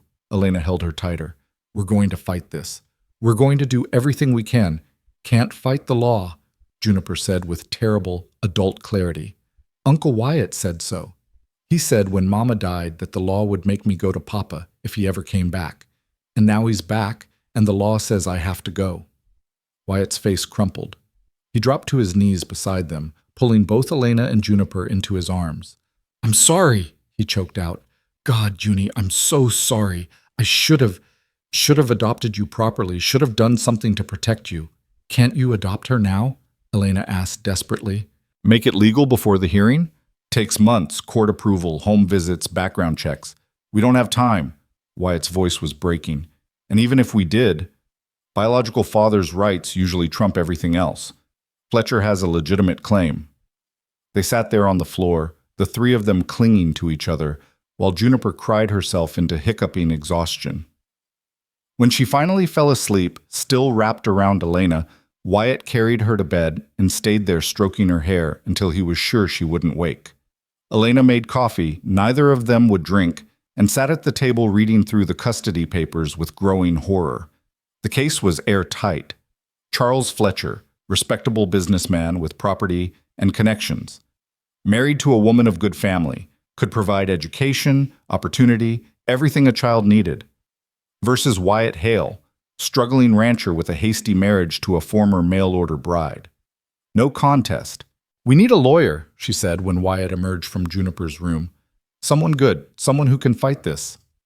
"We can't afford a good lawyer, barely afford any lawyer." Wyatt slumped into a chair. And Morrison was right. Most won't even take the case.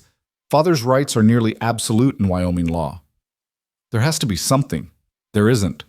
Wyatt's voice was flat with defeat. "I've been through this already in my head. Every angle, every possibility. Unless Fletcher is proven unfit, drunk, violent, criminal, the judge will give him custody. And Fletcher's smart. He's been building his case, making sure he looks like the perfect father. We don't stand a chance." Elena stared at him, at this man who'd fought off 3 drunk men to protect her, who'd married her to keep her safe, who'd punched Silas doormen for insulting her. This man who never quit, never backed down, never accepted defeat. And he was giving up. "No," she said. "Elena, no." She stood up, slamming her hands on the table. "I didn't survive St. Louis and Silas Dorman and a Wyoming winter just to watch you roll over and let some stranger steal our daughter. Juniper is ours. She belongs with us. And we are going to fight like hell to keep her." "With what?" Wyatt spread his hands helplessly. We have no money, no influence, no legal standing. We have love. Elena's voice shook but held firm. We have 3 months of showing up every single day. We have a child who calls us Mama and Papa, who trusts us, who's finally starting to heal because of us. That has to count for something. It doesn't, not in a courtroom. Then we make it count. Elena paced, her mind racing.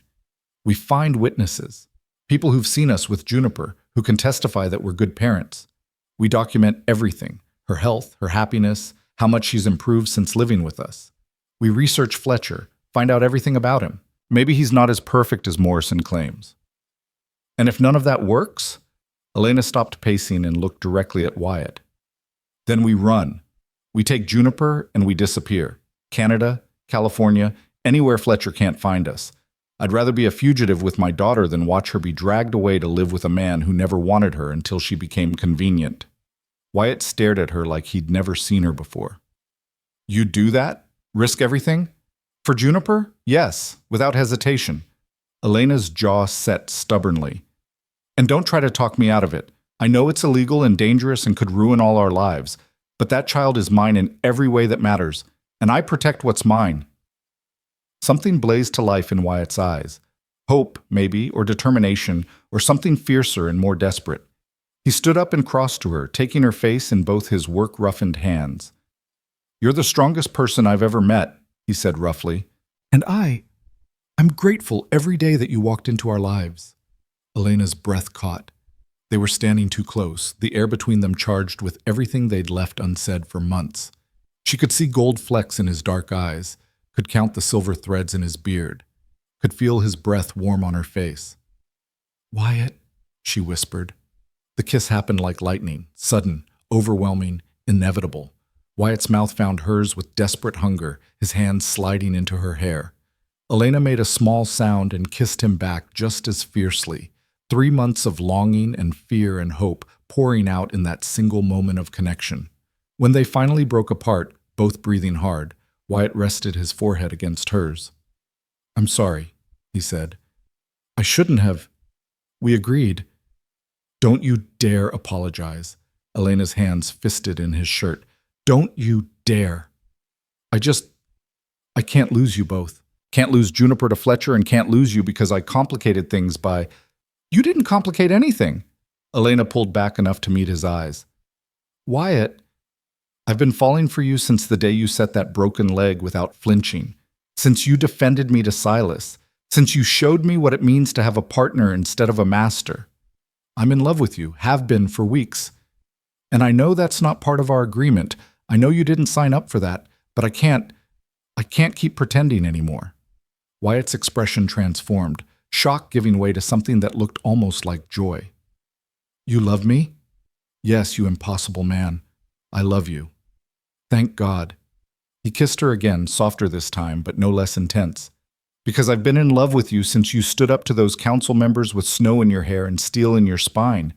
Since you stayed up all night with Juniper through her nightmares. Since you made this house feel like a home instead of just a place I slept between work shifts. Elena laughed shakily, tears streaming down her face. We're idiots. Both of us, dancing around this for months. Terrified idiots, Wyatt corrected, kissing her forehead, her cheeks, her jaw. But we're done pretending, right? Done keeping distance. Yes. God, yes. Elena wrapped her arms around his neck. We fight for Juniper together. We face Fletcher together. Whatever happens, we face it as an actual family. Not just for show. Deal. Wyatt held her close, his heart hammering against her ear. Though I have to say, our timing is terrible. Middle of a custody crisis is a hell of a time to finally admit we're in love. When have we ever had good timing? Elena pulled back to look at him. We got married to avoid scandal 3 hours after being cornered by the town council. This is practically routine by comparison. He laughed, a real laugh, the first she'd heard in days, and kissed her once more before reluctantly stepping back. We should probably check on Thomas and get some sleep. Tomorrow we start fighting. Thomas was still unconscious but stable, his fever manageable. Elena changed his bandages while Wyatt banked the fires for the night. Then, instead of retreating to separate rooms like they'd done for 3 months, They climbed into Wyatt's bed together. It was strange and wonderful and slightly awkward, figuring out how two people fit together after months of careful distance. But when Wyatt's arms settled around her waist and Elena's head found the hollow of his shoulder, it felt like coming home. "I love you," Wyatt murmured into her hair. "I love you too," Elena whispered back. They fell asleep, holding each other, gathering strength for the battle ahead. The next 6 weeks were brutal in ways that had nothing to do with Wyoming winter. They hired a lawyer, an older man named Samuel Garrett, who was honest enough to tell them their chances were slim, but determined enough to fight anyway. He cost more than they could afford, eating into savings meant for spring supplies. Elena sold her mother's pearl earrings, the only valuable thing she owned, to help cover the fees. Garrett started building their case. He interviewed neighbors, documented Juniper's routine, gathered medical records showing how much healthier she'd become under their care. He researched Charles Fletcher and came back with disturbingly little. The man was squeaky clean on paper. Successful merchant, respectable marriage, no criminal record or history of violence. "He's too clean," Elena said, staring at the reports. "Nobody's that perfect. There has to be something. If there is, we haven't found it." Garrett's expression was grim. "And we're running out of time. The hearing's in 3 weeks." They kept searching anyway, desperate for anything that might tip the scales. Wyatt rode into town twice a week, asking careful questions, following faint leads that went nowhere. Elena wrote letters to St. Louis contacts, trying to find anyone who knew Fletcher from his time there. Nothing. Meanwhile, Juniper was falling apart. She'd stopped eating properly, picking at her meals with haunted eyes. Her nightmares returned with vicious intensity. Every night she woke screaming, convinced that strangers were dragging her away.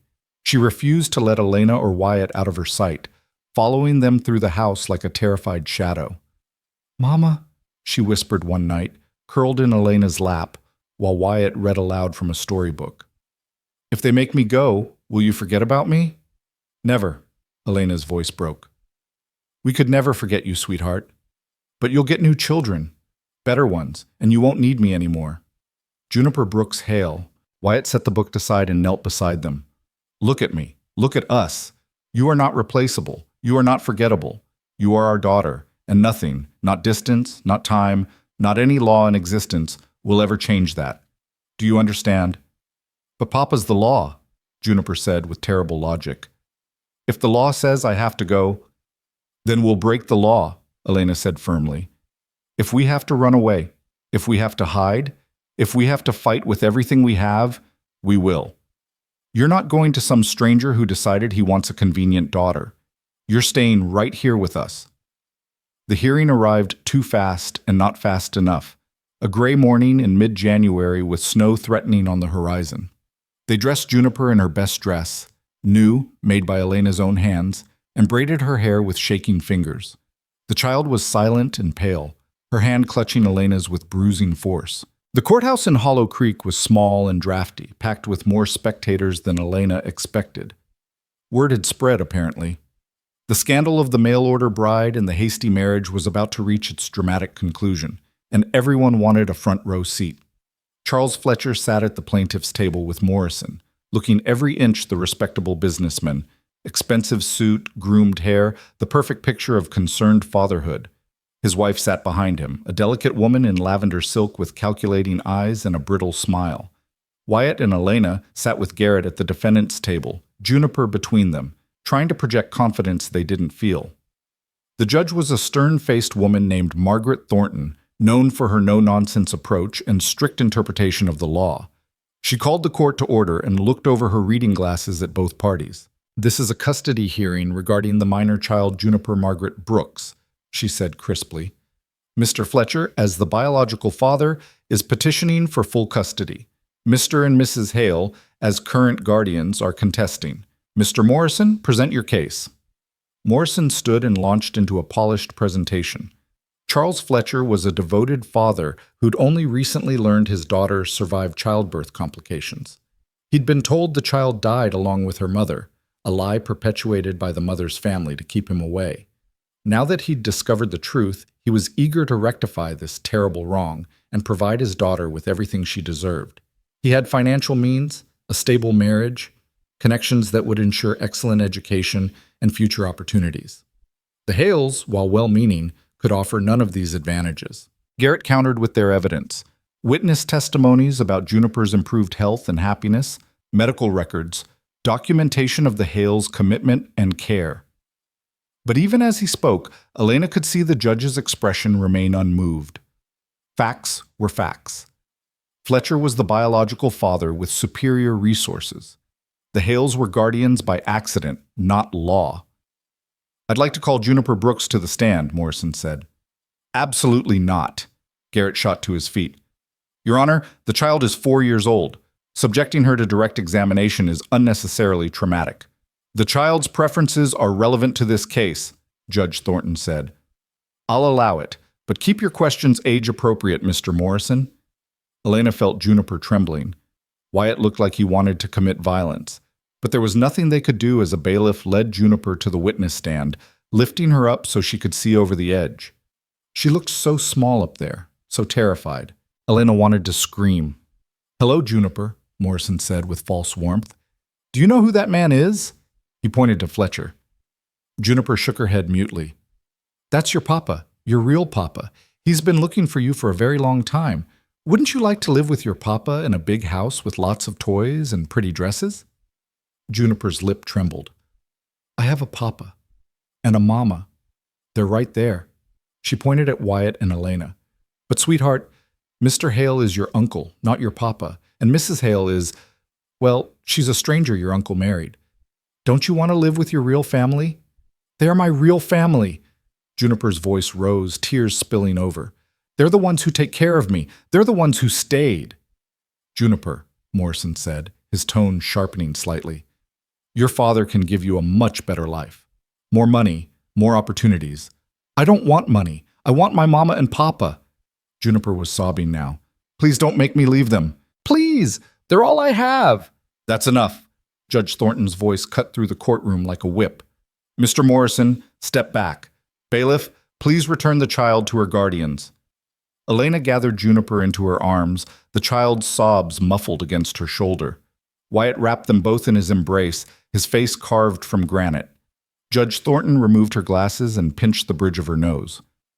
"I'm going to take a 30-minute recess. When we return, I'll hear closing arguments and render my decision. Court is adjourned." The gavel fell like a death sentence. They spent the recess in a small waiting room trying to calm Juniper's hysterical crying. Nothing worked. She clung to Elena with desperate strength, begging them not to let the bad people take her away.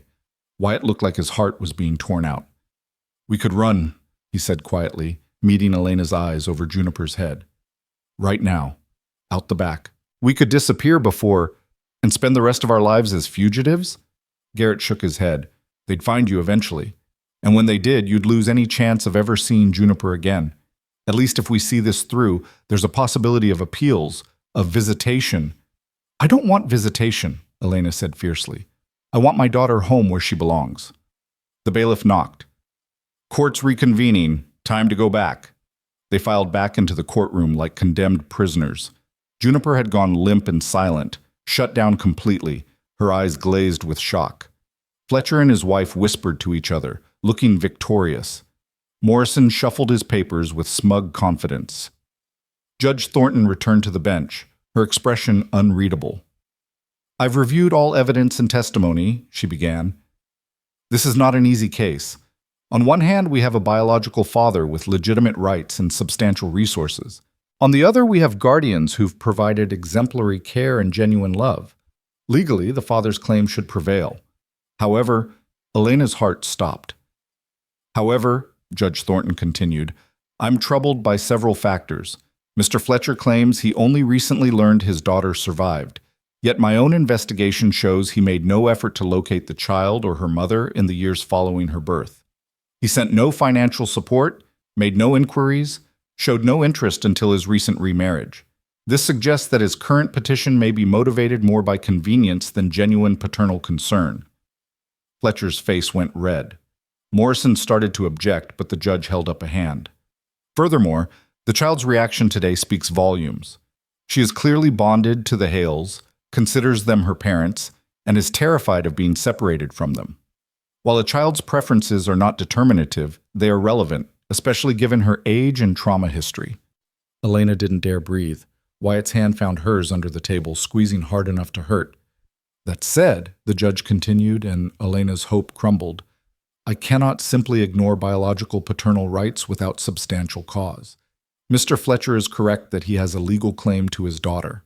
Therefore, I'm ruling as follows.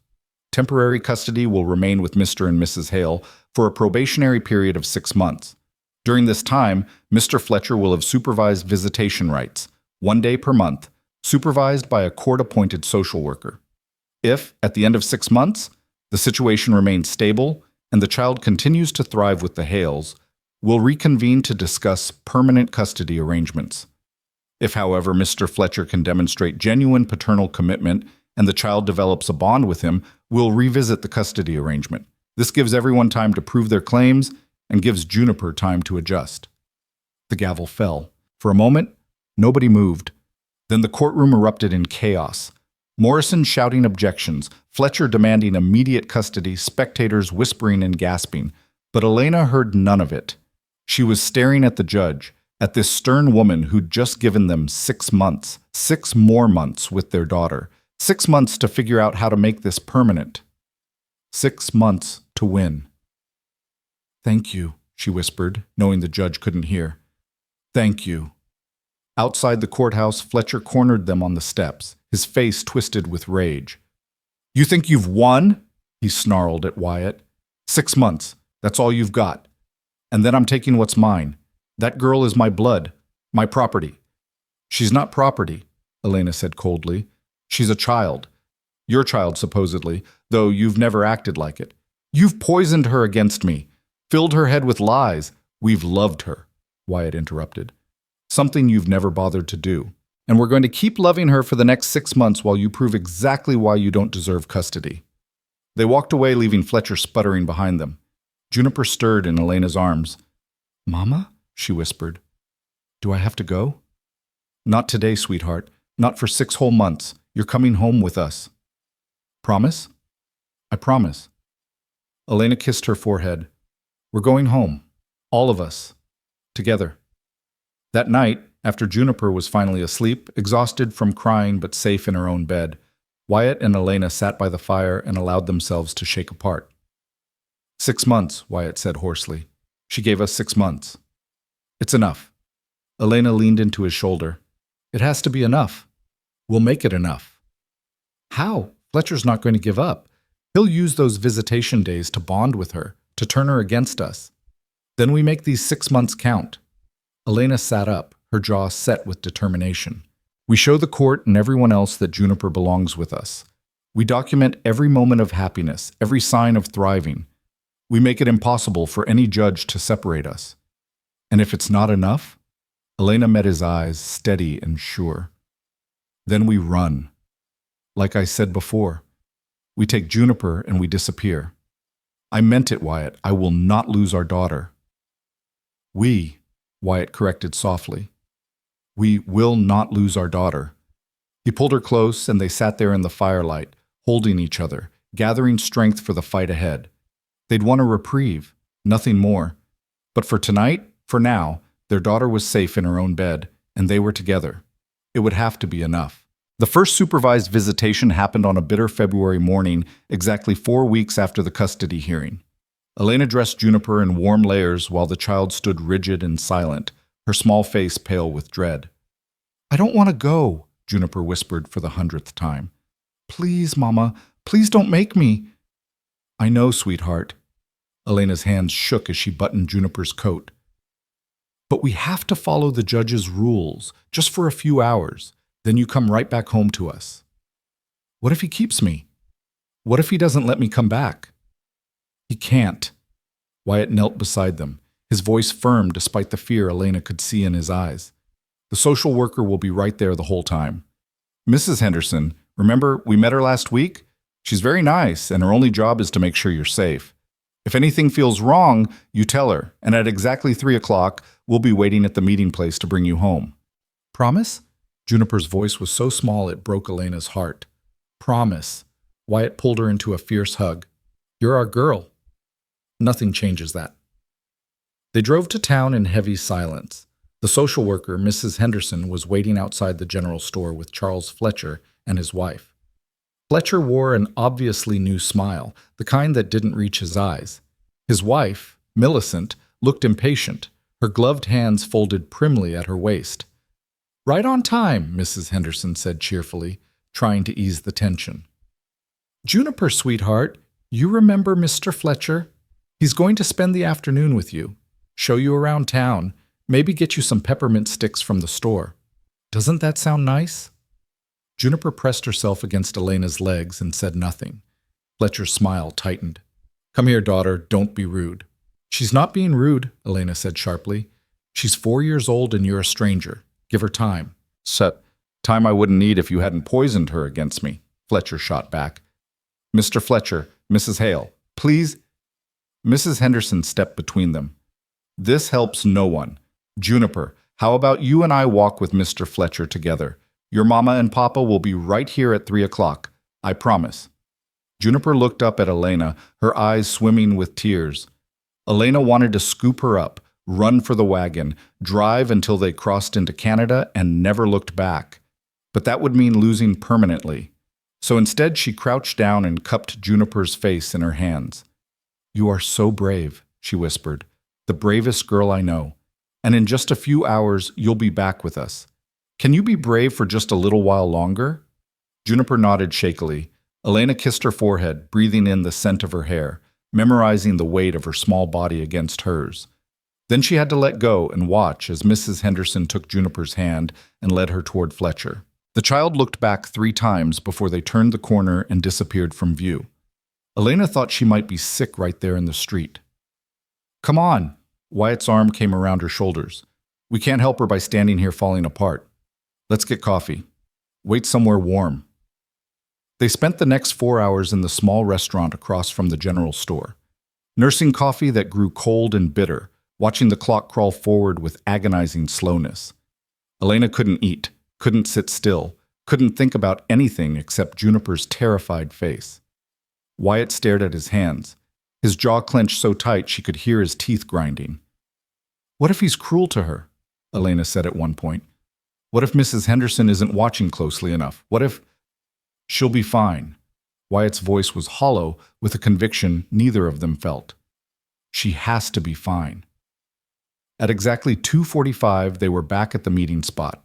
At 3 o'clock, Mrs. Henderson appeared with Juniper walking stiffly beside her. The moment Juniper saw Elena and Wyatt, she broke free and ran, launching herself into Elena's arms with enough force to nearly knock them both over.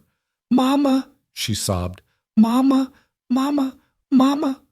Elena held her tight, rocking back and forth, murmuring reassurances while her own tears soaked into Juniper's hair. Over the child's head, she met Mrs. Henderson's eyes. How did it go? Wyatt asked quietly. Mrs. Henderson's expression was carefully neutral. Mr. Fletcher was perfectly appropriate. They walked around town, he bought her candy, they visited the toy shop. No concerns from a legal standpoint. But, Elena prompted, hearing what the social worker wasn't saying. But the child was terrified the entire time. Wouldn't speak to him, wouldn't make eye contact, flinched every time he tried to touch her. Mrs. Henderson's professional mask slipped slightly. I've done this work for 15 years, Mrs. Hale. I know the difference between normal adjustment anxiety and genuine trauma response. That child is traumatized. Will that be in your report? Wyatt asked. It will be noted objectively. What the judge does with that information, she shrugged helplessly. I'll see you next month, same time. She left. Fletcher and his wife were nowhere to be seen. Elena carried Juniper to the wagon, the child still clinging with desperate strength, and they drove home in silence. That night, Juniper's nightmares were worse than ever. She woke screaming 3 times, each time convinced that strangers were breaking down the door to take her away. The 3rd time, Elena and Wyatt simply brought her into their bed, the one they now shared every night, and held her between them until dawn. I can't do this every month, Juniper whispered into the dark. I can't keep going to him. Please don't make me. We don't have a choice, sweetheart, Wyatt said gently. Not yet, but we're working on it, I promise. You always say you're working on it, Juniper said with heartbreaking weariness. But nothing changes. He keeps coming back, and one day he's going to take me away forever. Elena and Wyatt exchanged glances over her head. The same thought written clear on both their faces. What if she's right? The second visitation was worse than the first. Fletcher, frustrated by Juniper's continued silence, tried to force interaction, picking her up when she clearly didn't want to be touched, insisting she call him Papa, growing visibly angry when she refused. Mrs. Henderson intervened twice, and her report noted Fletcher's increasing impatience with the child's adjustment period. But it also noted that he'd committed no actual violations, just a father growing frustrated with a difficult daughter, not enough to revoke visitation rights. The third visitation, Fletcher brought expensive gifts, a porcelain doll with real hair, a music box that played tinkling melodies, a dress that cost more than Elena's entire wardrobe. Juniper accepted them with robotic politeness and left them all in the wagon when they got home. Elena found her later, curled up in the barn with the dress torn to shreds, the doll's face smashed against the wall. I hate him, Juniper said flatly when Elena found her. I hate him, and I hate her, and I hate that judge for making me see them. Why can't they just leave us alone? Oh, sweetheart. Elena sank down beside her in the hay. I know, I'm so sorry. Make it stop, Mama, please. You said you'd protect me. You promised. I'm trying. Try harder. Juniper's voice rose to a shout. You're the grown-ups. You're supposed to fix things, but you just keep making me go back to him, and he's awful, and he doesn't want me. He just wants to win, and I hate him. She dissolved into hysterical sobs. Elena held her daughter while she cried, feeling helpless and furious in equal measure. Wyatt found them an hour later, both cried out and exhausted, and carried Juniper inside without a word. That night, after Juniper finally slept, Elena and Wyatt sat at the kitchen table with Garrett, who'd ridden out despite the late hour after receiving an urgent message. We can't keep doing this to her, Elena said bluntly. These visitations are destroying her. She's regressed months in her healing. The nightmares are constant. She barely eats. She started pulling out her own hair when she thinks we're not looking. This is abuse, Garrett. Legal, court-ordered abuse. I agree, Garrett said heavily, and my report to the judge will reflect that. But Fletcher hasn't violated any rules. He's following the letter of the visitation order. Unless we can prove he's actively harming her during these visits. Her terror isn't proof enough? Wyatt's voice was dangerous. Her trauma? Her breakdown tonight? Legally? No. The court will say she's adjusting, that it takes time for children to bond with estranged parents, that we're the ones making it harder by clearly poisoning her against him. Garrett ran a hand through his thinning hair. I've been doing this work for 30 years. I know what you're up against. The system is built to favor biological parents, especially fathers with means. And Fletcher knows exactly how to play it.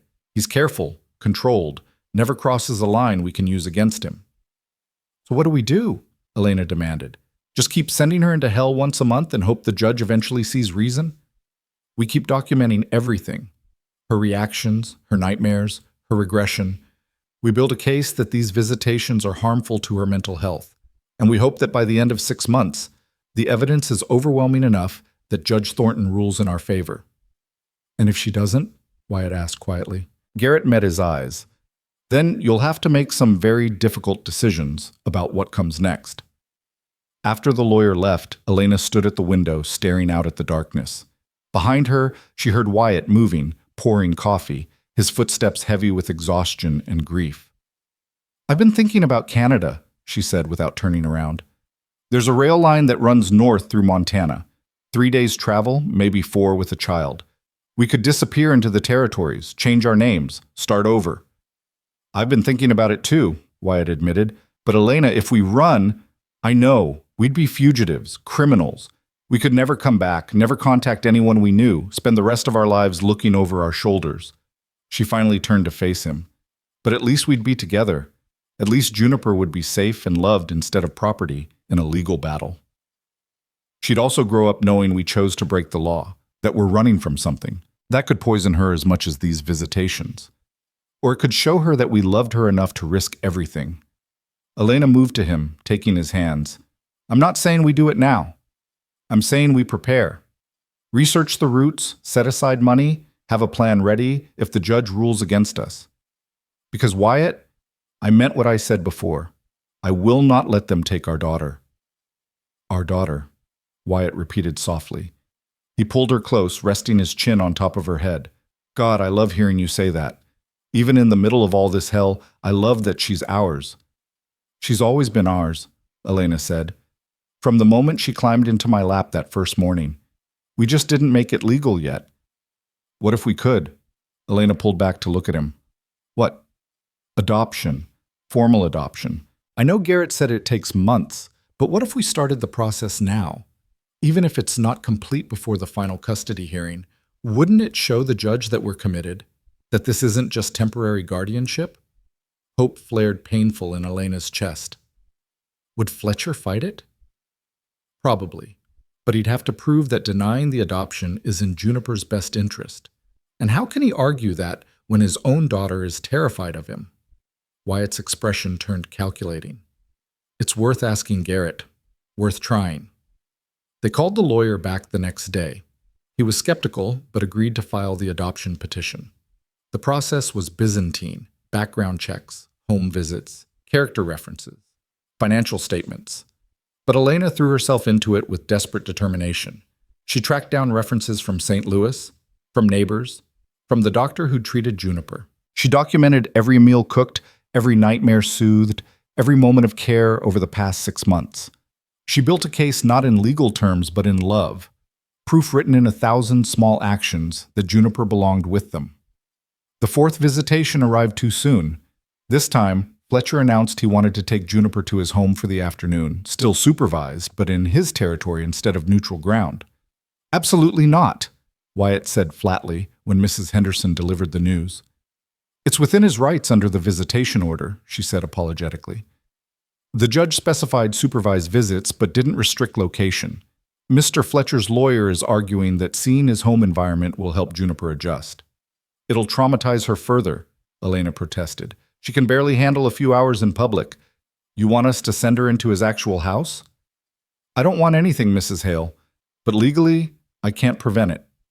Mrs. Henderson's expression was pained. I'll be there the entire time. If anything seems wrong, I'll intervene immediately and note it in my report. Juniper heard this news with terrifying calm. She didn't cry, didn't protest, just nodded and went to her room to change into her visiting clothes. When Elena checked on her, she found the child staring at the wall with hollow eyes. Juniper, sweetheart? It's fine, Mama. Juniper's voice was flat, emotionless. I know what to do now. I just have to be quiet and polite and not make him angry. Then he'll bring me back and I can come home. It's fine. It was not fine. Nothing about this was fine. But what could Elena say? How could she tell her 4-year-old daughter that sometimes the world was cruel and unjust and there was nothing anyone could do to fix it? She couldn't. So instead, she hugged Juniper tight and whispered, You're so brave. So brave. And we love you more than anything. I know, Juniper said, but she sounded like she was reciting words learned by rote, not expressing feelings she believed.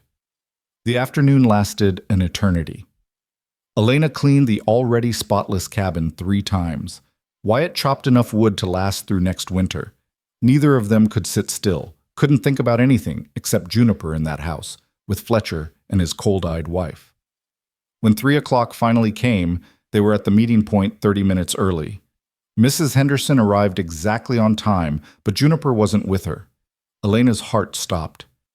Where is she? Wyatt's voice was deadly quiet. Where's my daughter? She's fine, Mrs. Henderson said quickly. Mr. Fletcher asked for an additional hour. The visit was going well, and he thought, You let him keep her past the agreed time? Elena couldn't breathe. We had a court order, 3 hours, supervised, then she comes home. You agreed, and Mr. Fletcher pointed out that the order doesn't specify exact timing, only supervised contact. He filed a request for extended visitation, which I approved on site as the supervising officer. Mrs. Henderson looked defensive now. It's actually a good sign, Mrs. Hale. It means Juniper is adjusting, becoming more comfortable. Or it means she's shut down completely and stopped fighting because she's given up. Wyatt interrupted. Where are they? We're going to get our daughter. Now. I can't allow that.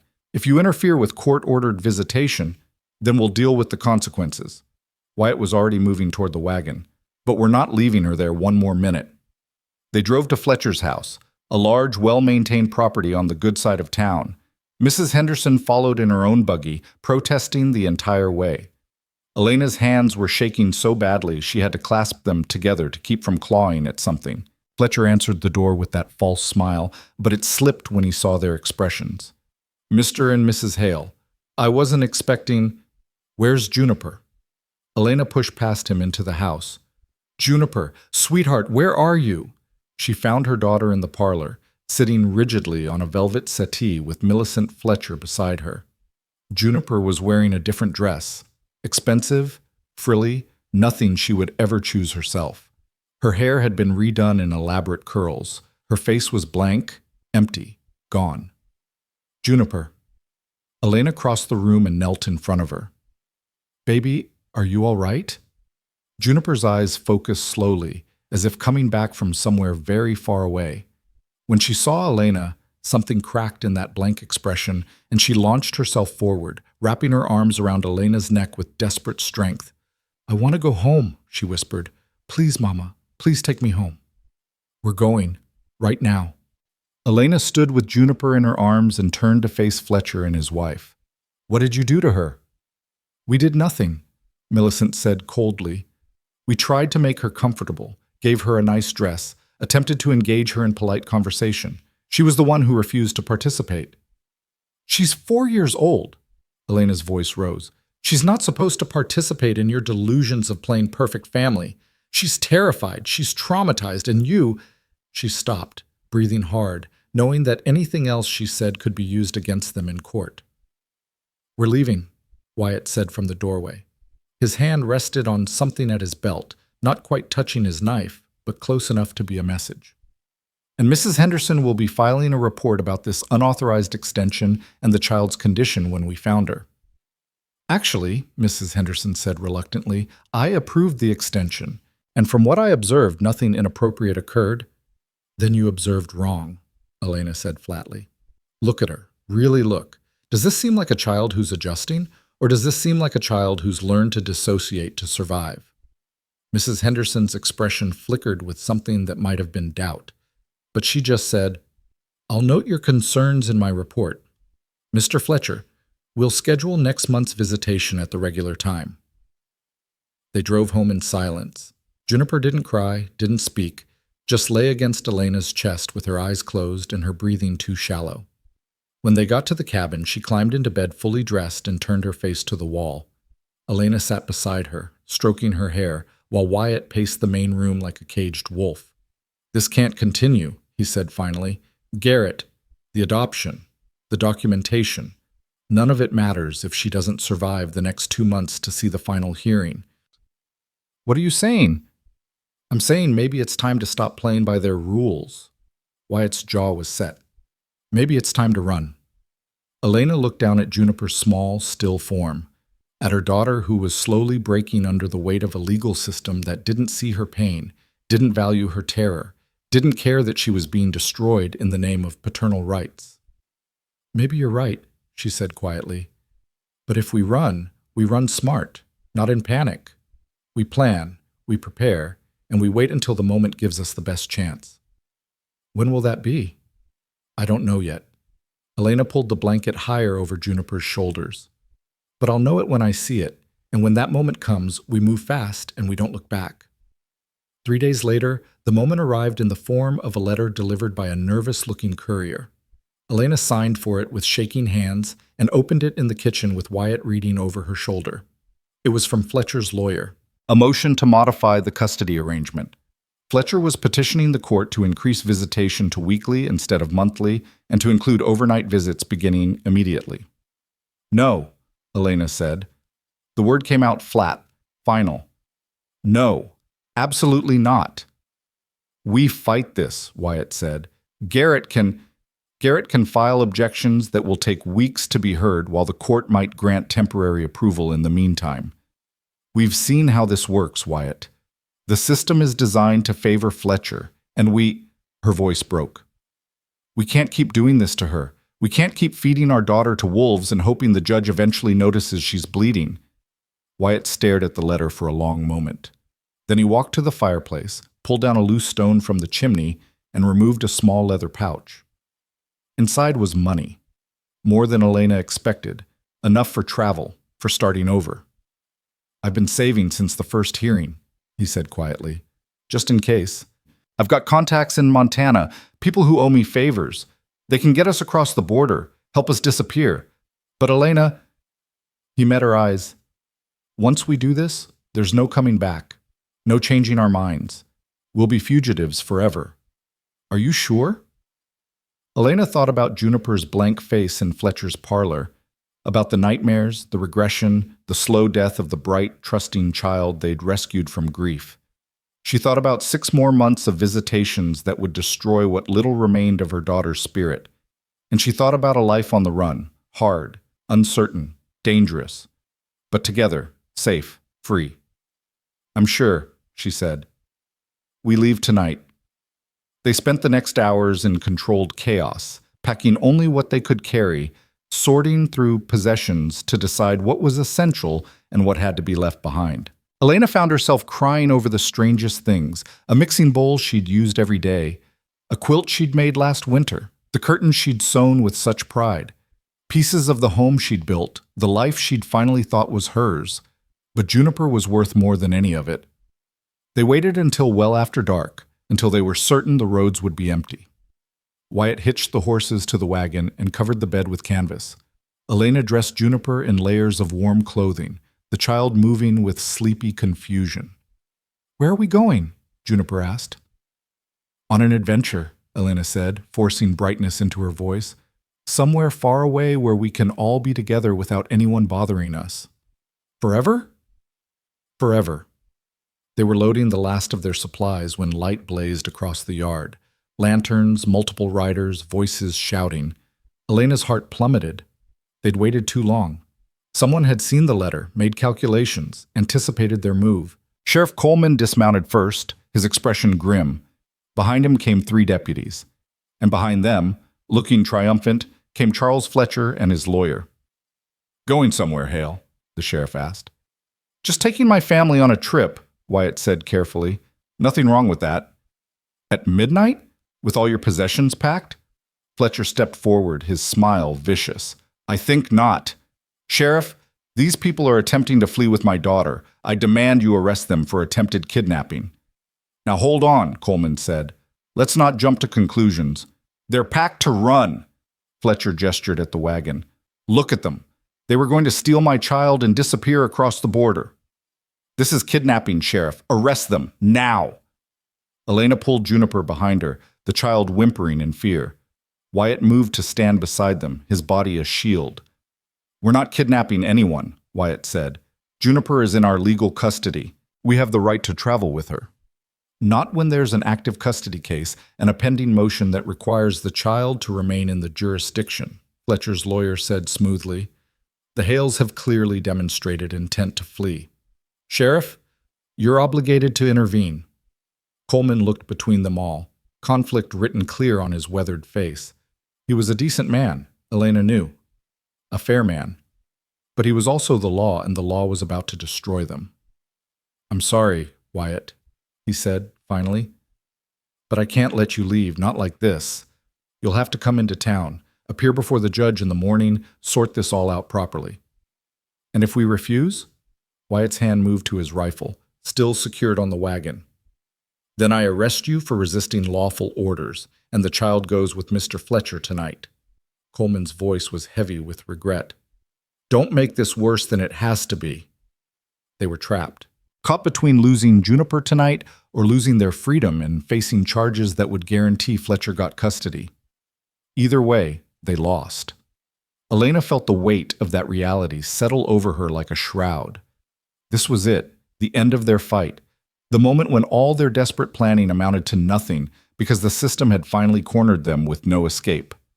Then a small voice spoke up from behind her. I don't want to go with him.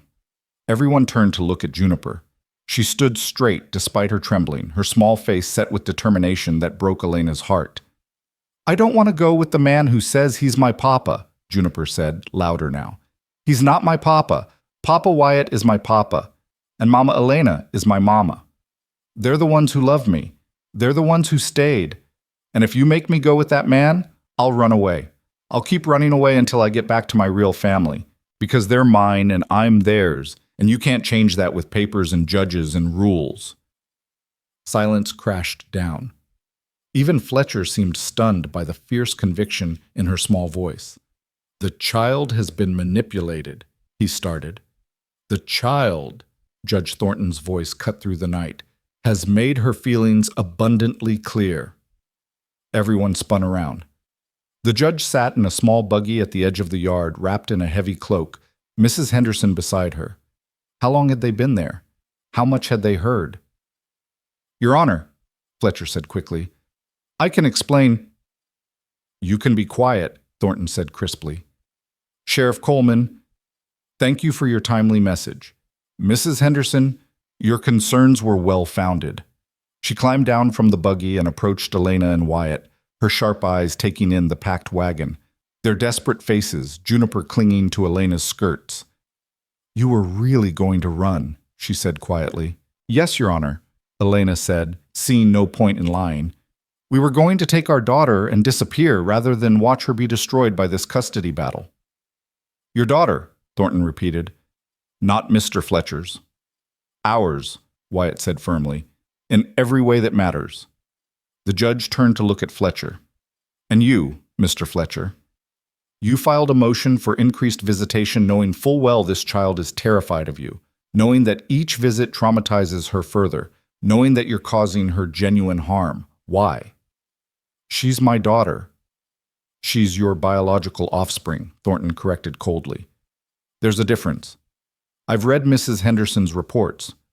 All of them. Including the ones where she noted concerns that she was pressured not to emphasize. I've reviewed the documentation the Hales submitted for their adoption petition, and I've spent the last 3 days conducting my own investigation into your character, Mr. Fletcher. Fletcher's face went pale. Did you know, Thornton continued conversationally, that you have another child? A son, born 7 years ago to a woman in Denver. A woman you also abandoned when she became inconvenient. Or that you've been sued 3 times for breach of contract in business dealings. Or that your current wife married you specifically because her family's money was running out and she needed a provider. The judge's smile was knife-sharp. You're not interested in Juniper because you love her or even want her. You're interested because your wife needs a child to maintain her social status, and claiming your biological daughter is cheaper and faster than adoption. Am I wrong? Fletcher said nothing. His silence was answer enough.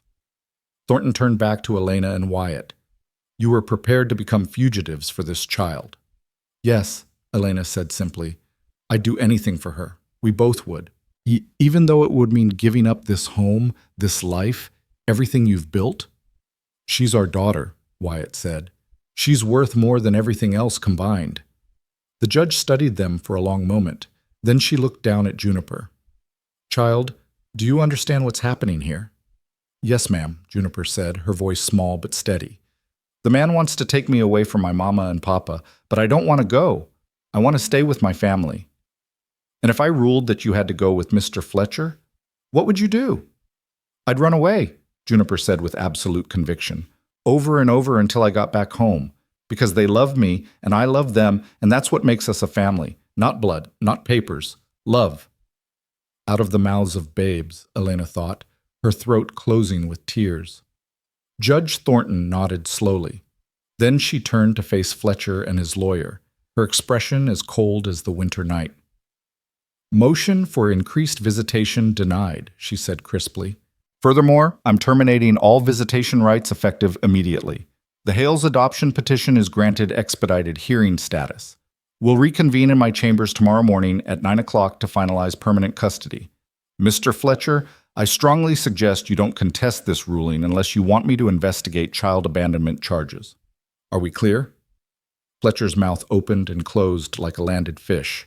His lawyer looked equally stunned. Your Honor, this is highly irregular. the lawyer tried. This entire case has been irregular, Thornton snapped. I've watched a biological father use the court system to terrorize a child for months, while two people who genuinely love her have been forced to stand by helplessly. I'm done watching. The law is meant to protect children, not deliver them to the highest bidder or the most persistent parent. And in this case, protection means staying with the Hales, permanently. Any objections can be filed with the appeals court, after I've already signed the final adoption papers. She turned to Elena and Wyatt, and her expression softened slightly. Go inside, she said gently. Unpack your wagon. This is your home, and that child is your daughter. As of 9 o'clock tomorrow morning, it will be legal and permanent, and no one will ever be able to challenge it again. You have my word. Elena couldn't speak, couldn't move, couldn't process that this nightmare might actually be ending. Wyatt found his voice first. Thank you, Your Honor. We'll be there at 9. See that you are. Thornton climbed back into her buggy. And Hales? Next time you're planning to flee the jurisdiction, at least wait until after dark. She drove away. Fletcher and his lawyer followed after a moment of sputtering outrage, their threats and protests fading into the distance. The sheriff and his deputies left more slowly, Coleman pausing to tip his hat to Wyatt.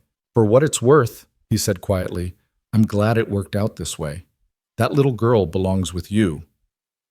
Then they were alone in the yard, the three of them, with a wagon packed for a journey they no longer needed to take. Juniper looked up at Elena with wide, hopeful eyes. Does this mean I can stay? Forever and ever? Forever and ever, Elena promised, pulling her close. You're ours now. Really, truly, legally ours. No one can ever take you away again. Juniper burst into tears. Not the scared, panicked crying of the past months, but huge, gulping sobs of relief and joy. Elena sank to the ground, holding her daughter while Wyatt wrapped them both in his arms, and they stayed like that for a long time, crying together in the cold Wyoming night. They were a family. Finally, permanently, irrevocably. And nothing would ever tear them apart again. They spent that night unpacking the wagon by lamplight, putting each item back in its place like an act of reclamation. Elena hung the curtains she'd nearly left behind. Wyatt returned his tools to the barn. Juniper carefully arranged her few toys on the shelf beside her bed, touching each one as if to confirm it was real, that she was really staying, that this was truly home forever. Mama, she called from her room, can I sleep with you and Papa tonight? Of course, sweetheart, Elena called back, always. They made a nest of blankets in the big bed, Juniper between them like she'd been so many nights during the worst of the nightmares. But tonight felt different. Tonight there was no fear coloring the darkness, no dread of what morning might bring. Just peace, hard-won and precious, settling over them like the first snow. I can't believe it's really over, Elena whispered into the dark. Juniper had fallen asleep almost instantly, exhausted by emotion. After all those months of fighting, of being terrified every single day, it's just over. Not quite over, Wyatt corrected softly. We still have to appear before the judge tomorrow. Make it official. Do you think she'll really grant the adoption, or was that just something she said to get Fletcher to back down? Judge Thornton doesn't strike me as someone who says things she doesn't mean. Wyatt's hand found Elena's over Juniper's sleeping form, their fingers intertwining. We'll be there at 9 o'clock. We'll sign whatever paper she puts in front of us, and then Juniper will be ours. Legally, permanently, irrevocably. Ours, Elena breathed. Our daughter. Our daughter, Wyatt agreed. And you, he paused, seeming to gather courage. You're my wife, not just on paper anymore, not just for convenience or protection. You're my wife because I love you, Elena, because I choose you. Every day, for the rest of my life, I choose you. Elena's eyes burned with tears. I choose you too. I think I have been since the day you punched Silas Dorman for insulting me. Maybe even before that. We really do have terrible timing, Wyatt said with a hint of humor.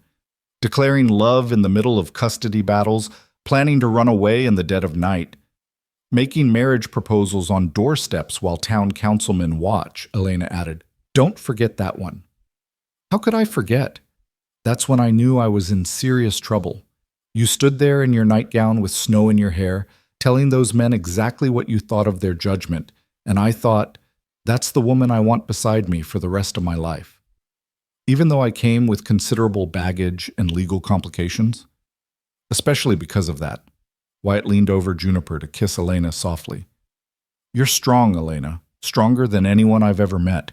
You survived things that would have broken most people, and you came out the other side still capable of love, still willing to fight for what matters. That's not baggage, that's courage. Elena kissed him back, tasting salt from tears she hadn't realized were falling.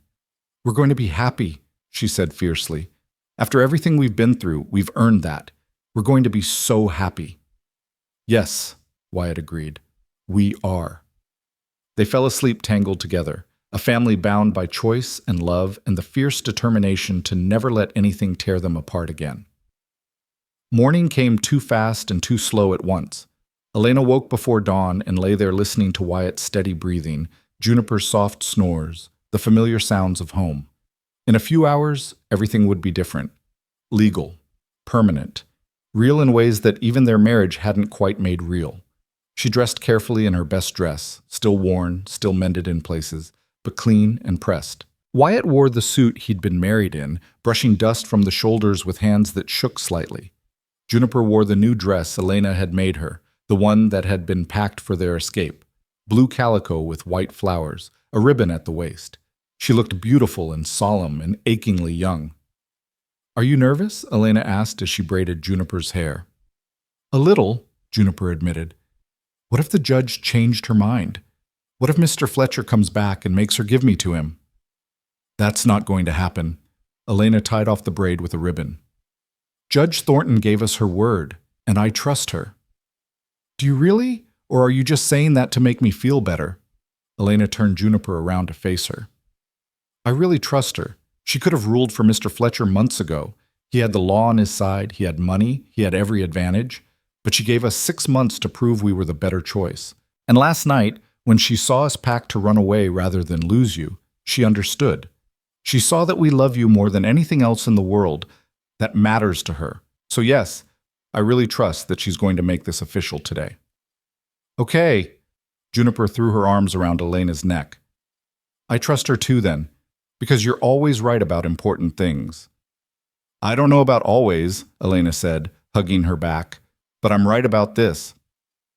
They arrived at the courthouse 30 minutes early. Garrett was already there, pacing the hallway outside Judge Thornton's chambers, his usual professional composure slightly ruffled. You're actually early, he said when he saw them. I was worried you might run after all. We considered it, Wyatt admitted, but we decided to trust the judge. Good call. Garrett's expression shifted to something Elena couldn't quite read. Because she's been making calls since dawn, to the territorial governor, to family court magistrates in 3 counties, pulling in favors and applying pressure. She's expediting your adoption through channels that normally take months. By the time we leave her chambers this morning, Juniper will be your legal daughter, with all the paperwork filed and certified. No waiting period, no appeals process, no chance for Fletcher to challenge it. She can do that? Elena asked, hope and disbelief warring in her chest. She's doing that. Right now. Garrett smiled, genuinely this time. You made quite an impression on her, Mrs. Hale. Both of you. She told me this morning that in 30 years on the bench, she's never seen 2 people fight harder for a child who wasn't biologically theirs. She said you reminded her why she became a judge in the first place, to protect children, not legal abstractions. The door to the judge's chambers opened. A clerk stepped out. The judge will see you now. Elena's heart hammered as they filed into the wood-paneled room. Judge Thornton sat behind her desk, reading glasses perched on her nose, surrounded by stacks of documents. She looked up as they entered and gestured to the chairs arranged in front of her desk. Sit, please. We have considerable paperwork to get through. They sat. Juniper climbed into Elena's lap without being asked, and the judge's stern expression softened slightly. First things first, Thornton said. Mr. Fletcher has withdrawn his custody petition. His lawyer delivered the formal notice an hour ago. He's also agreed to relinquish all parental rights, effective immediately, in exchange for my not pursuing child abandonment charges. So that threat is permanently eliminated. Elena felt dizzy with relief. Beside her, Wyatt exhaled like he'd been holding his breath for months. Second, the judge continued, I've reviewed and approved your adoption petition. All background checks came back clean, all character references were glowing, and frankly, the documentation you provided regarding Juniper's care was the most thorough I've seen in my career. Mrs. Hale, did you really log every meal, every bedtime story, every scraped knee for 6 months? Yes, Your Honor, Elena said. I wanted to prove that we were committed, that this wasn't just guardianship. We were already her parents in every way but legally. You proved it, Thornton shuffled papers. Which brings us to today's business. Mr. Garrett has prepared the final adoption documents. I need both of you to sign here, here, and here. She indicated lines on multiple forms. This legally terminates any connection between Juniper Margaret Brooks and Charles Fletcher, and establishes her as Juniper Margaret Hale, legal daughter of Wyatt Brooks Hale, and Elena Catherine Hale. Do you understand the permanence of what you're signing? Yes, they said in unison. Then sign. Elena signed with shaking hands, watching her name appear next to Wyatt's on line after line. Mother, father, legal guardians, adoptive parents. Each signature felt like a declaration, a promise, a vow more binding than any wedding ceremony. When the last document was signed, Judge Thornton gathered them all, affixed her seal and signature with decisive strokes, and handed a certified copy to Garrett. File these with the county clerk immediately, she instructed. I want them on record before noon. Garrett nodded and left quickly. Thornton turned back to Elena, Wyatt, and Juniper. Congratulations, she said simply. You're officially a family, legally, permanently, and, if you'll forgive an old judge, getting sentimental, beautifully. I've watched you fight for each other with a ferocity that most biological families never achieve. You've earned this. Thank you, Wyatt said roughly, for everything, for believing in us when the law said you shouldn't, for seeing past the surface to what really mattered. Thank me by being good parents to that child. Thornton looked at Juniper, who was staring up at her with wide, wondering eyes. And you, young lady, you were very brave through all of this, braver than many adults I know. Your parents are lucky to have you. I'm lucky to have them, Juniper said softly. They saved me. You saved each other, the judge corrected. That's what families do. Now go home, celebrate, and don't come back to my courtroom unless it's for something pleasant, like a marriage anniversary or to show me baby pictures. They left the courthouse in a daze. The sun had broken through the morning clouds, painting everything gold. Elena kept touching the certified adoption papers in her pocket, needing the physical proof that this was real. We should do something, Wyatt said as they climbed into the wagon. Mark the occasion somehow. Celebrate. Can we go home? Juniper asked. I just want to go home and know that it's really home forever now, that nobody can make me leave. Then that's what we'll do. Elena kissed the top of her head. We'll go home. The ride back to the ranch felt different somehow, lighter, brighter, as if the landscape itself was celebrating with them. When they pulled into the yard, everything looked exactly the same and completely transformed. The cabin was still rough-hewn logs and patched windows. The barn still needed repairs. The fences still sagged in places. But it was theirs. Their home, their land, their life. And nobody could ever take it away. Elena spent the afternoon baking, a cake with the last of their good flour and sugar, something sweet to mark the sweetness of the day. Juniper helped, getting more flour on herself than in the bowl, laughing with a freedom Elena hadn't heard in months. Wyatt came in from chores smelling of horses and hay, and instead of washing up immediately, he swept them both into a hug that lifted them off their feet. My girls, he said into Elena's hair. My family. They ate cake for dinner, impractical and perfect, sitting around the table that had witnessed so many meals, so many quiet moments of becoming a family without quite knowing it yet. Juniper told elaborate stories about what she'd do now that she could stay forever. Plant a garden in spring, learn to ride Wyatt's big mare, get a kitten to keep in the barn. Her plans stretched into years, into a future she'd been too frightened to imagine before. After dinner, after Juniper was tucked into bed with promises that yes, they'd still be here in the morning, and yes, this was really forever, Elena and Wyatt sat on the porch watching the sun set over the mountains. I keep thinking I'm going to wake up, Elena said. that this is all some beautiful dream, and I'll open my eyes to find myself back on that train platform, freezing to death. You're not dreaming. Wyatt pulled her close. This is real. We're real. That little girl sleeping in the next room is our daughter, and we get to watch her grow up. We get to be her parents. We won. We did. Elena leaned into his warmth. After everything, all the fear and fighting and desperate plans, we actually won. You know what the best part is? Wyatt's voice was soft with wonder. This isn't the end of the story. This is the beginning. We get to build a life now. A real life without looking over our shoulders or counting down to the next crisis. Just life. Normal, boring, beautiful life. With all the normal, boring, beautiful things, Elena smiled. Morning coffee and evening chores and watching Juniper grow, teaching her to read better, to sew, to ride, dealing with childhood illnesses and scraped knees and temper tantrums. All of it. All of it, Wyatt agreed. And maybe, he paused, seeming to gather courage, maybe eventually there'll be more brothers or sisters for Juniper, if you want that. Yes. Elena didn't let him finish. Yes, I want that. I want everything with you. A house full of noise and chaos and love. I want to grow old on this ranch watching our grandchildren play in that yard. I want all of it.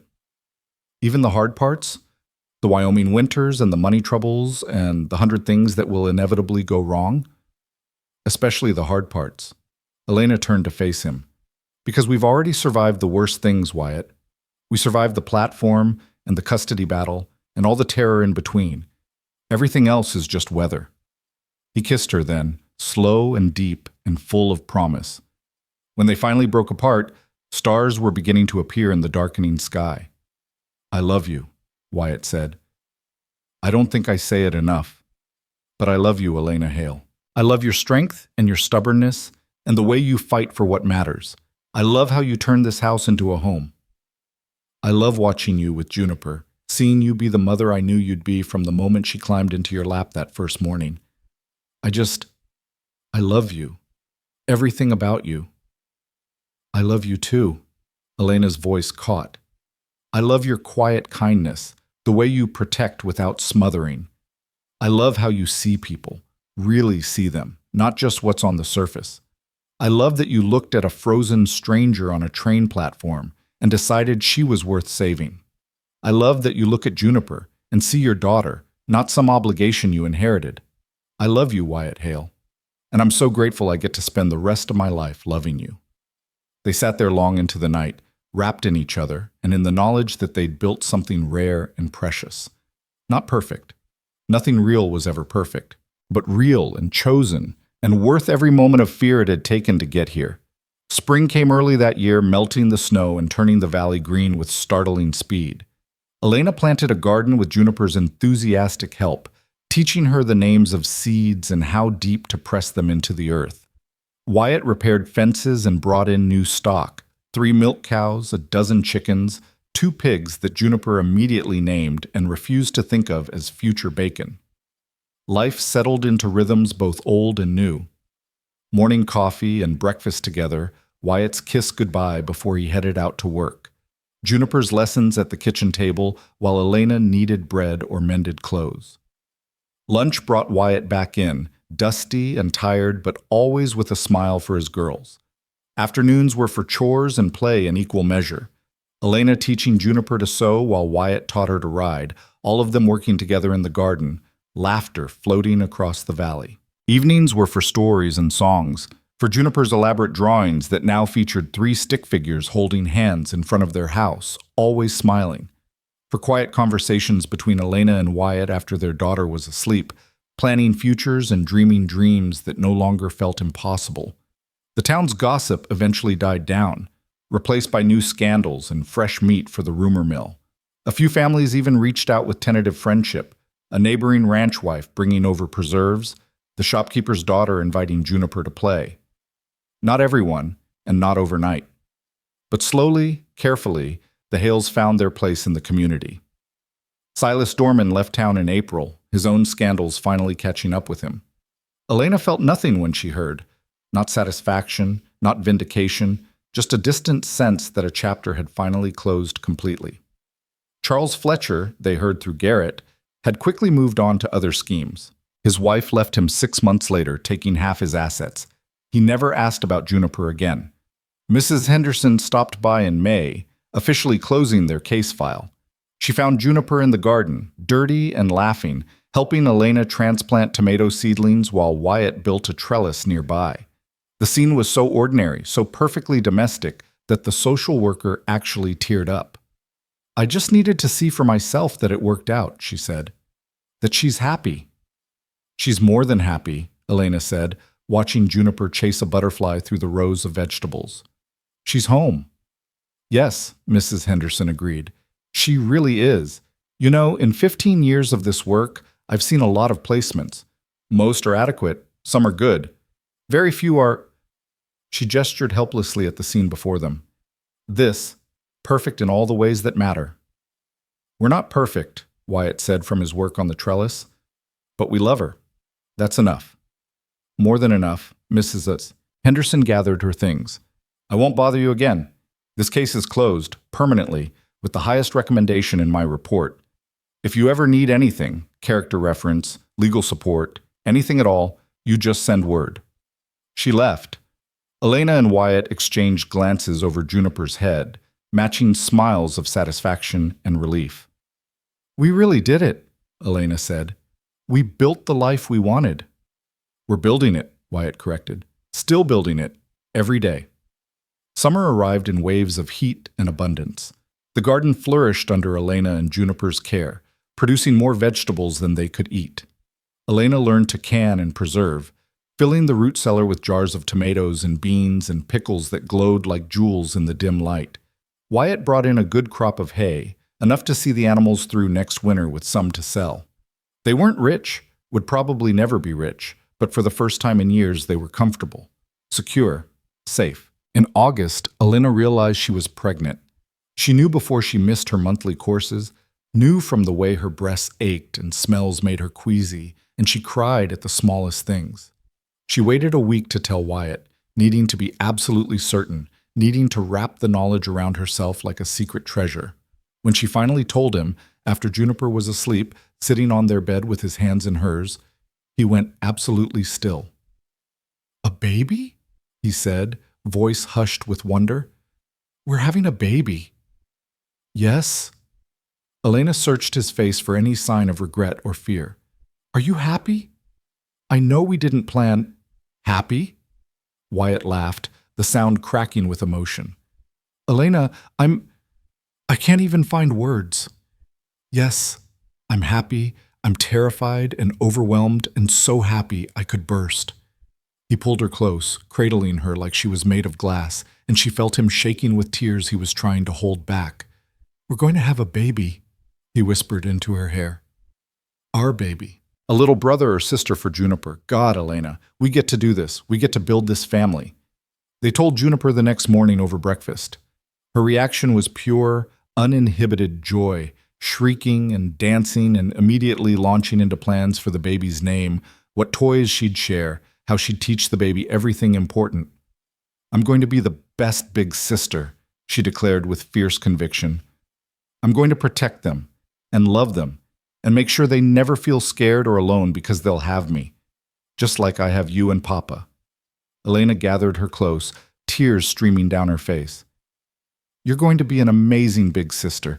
The baby is so lucky to have you." The pregnancy was harder than Elena expected.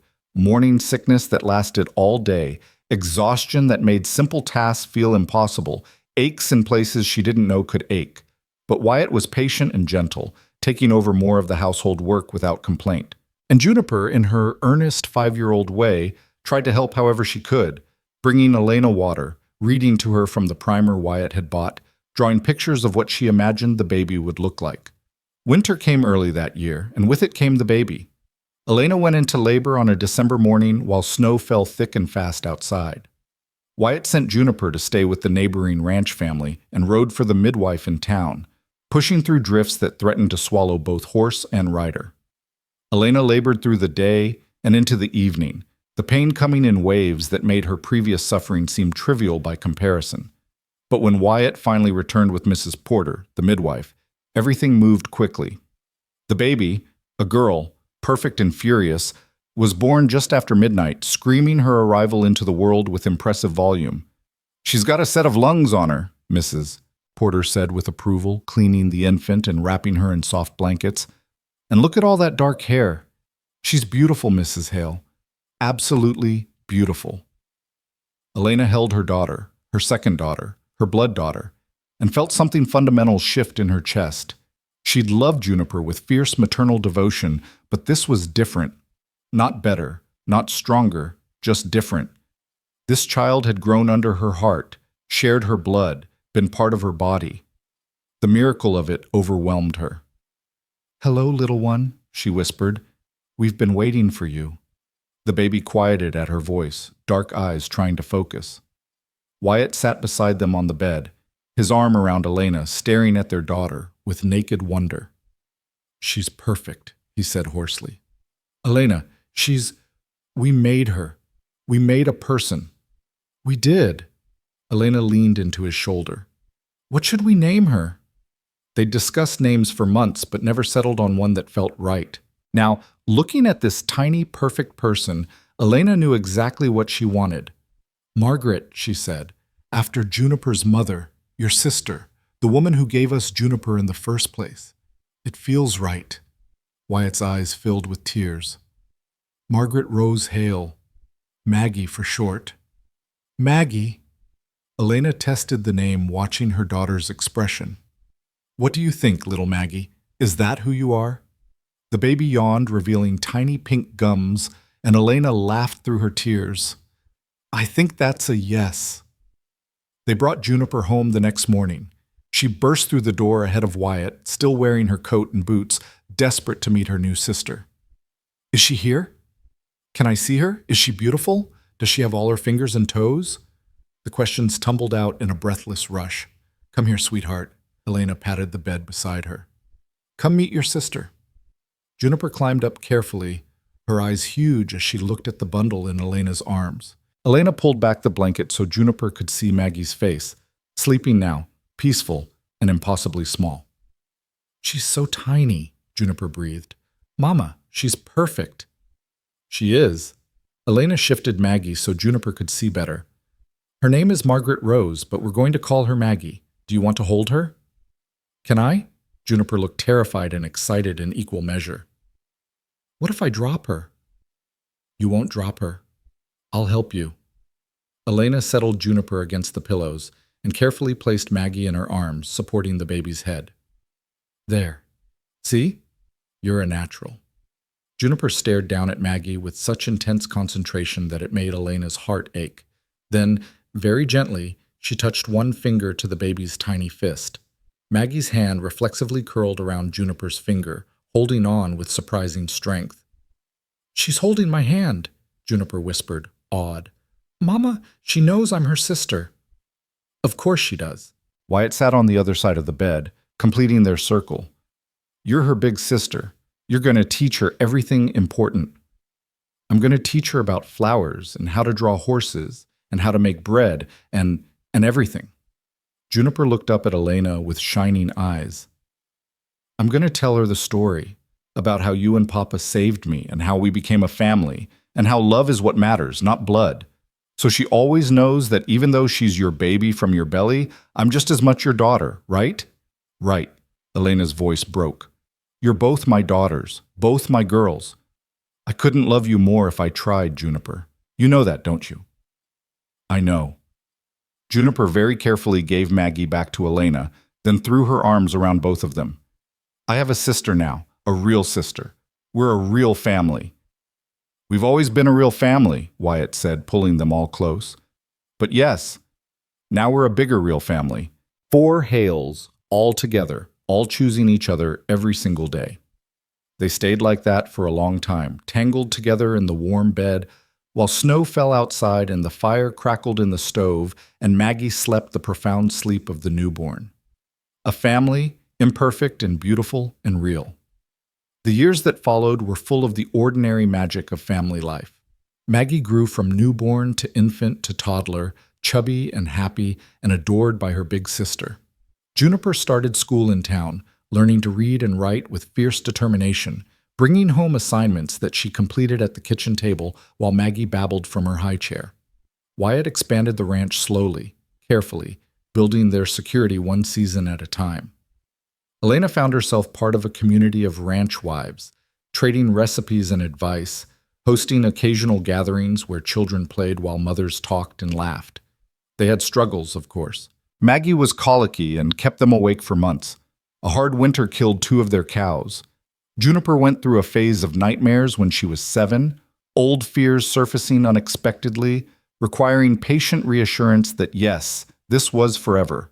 No one was taking her anywhere. Elena miscarried their 3rd child and grieved hard, wrapped in Wyatt's arms, while Juniper tried to comfort her, and Maggie, too young to understand, patted her face with sticky hands. But the good far outweighed the hard. Juniper's first school performance, where she played a tree in the Christmas pageant and took her role with utmost seriousness.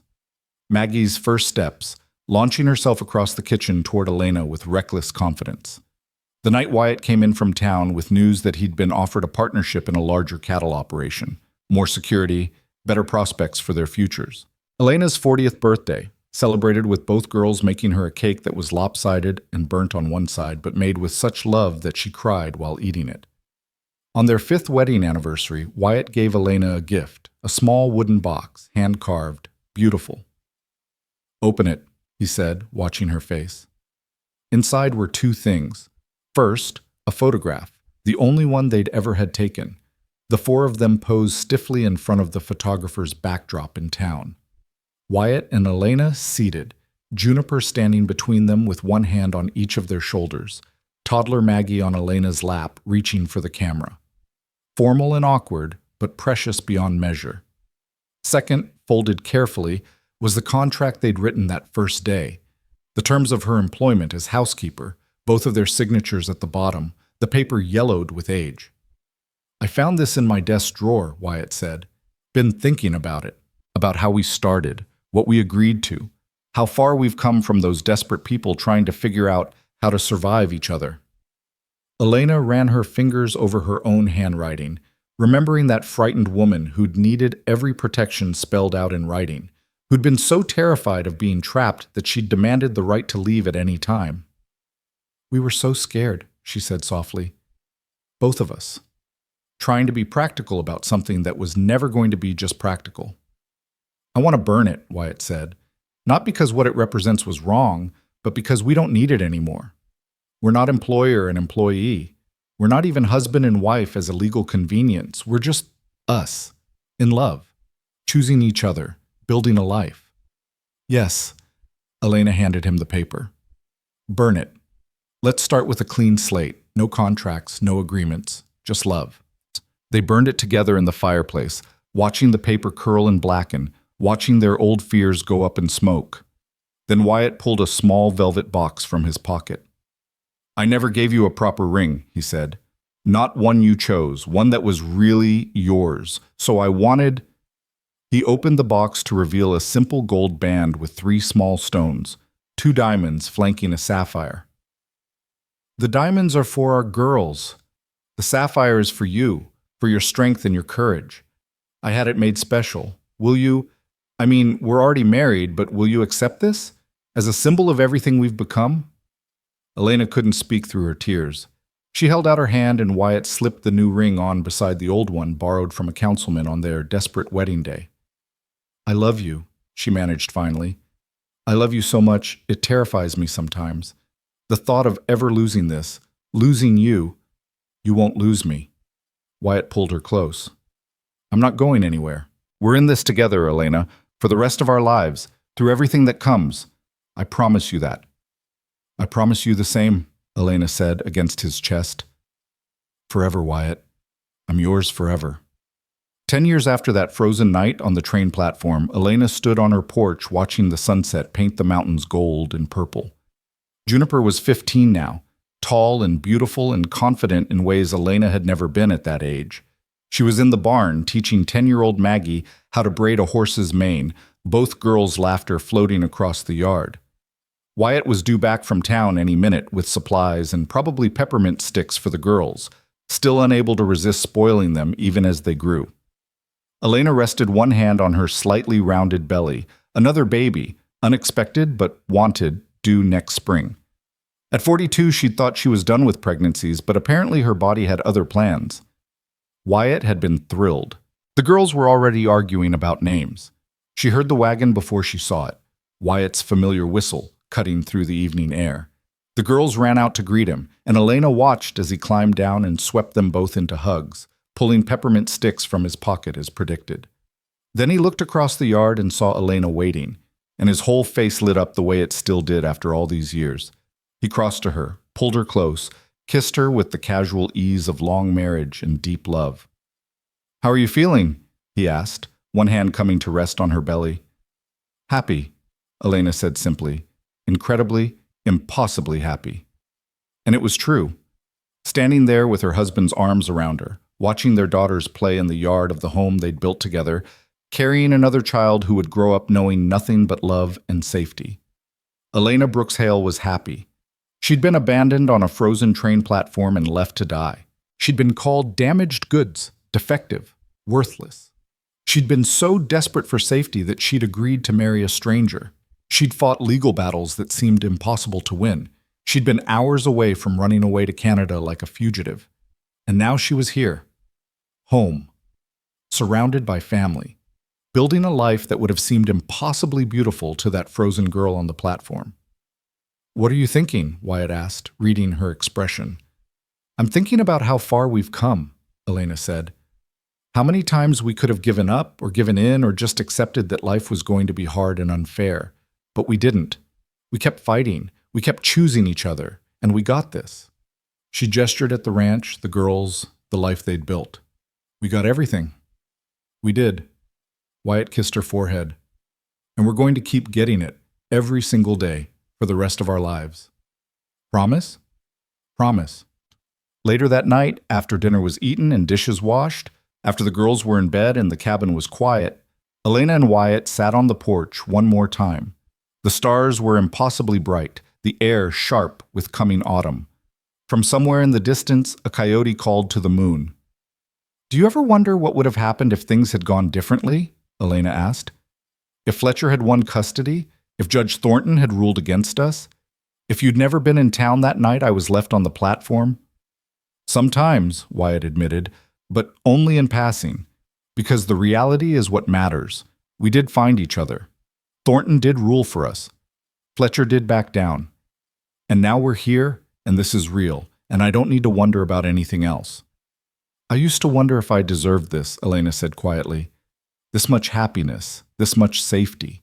After everything that happened before, the injury, the poverty, being rejected, I wondered if I'd somehow earned that through some cosmic accounting. And if I had, then maybe I didn't deserve the good that came after. And now? Now I know that's not how life works. Bad things happen to people who don't deserve them. Good things happen to people who don't deserve them. The universe doesn't keep accounts."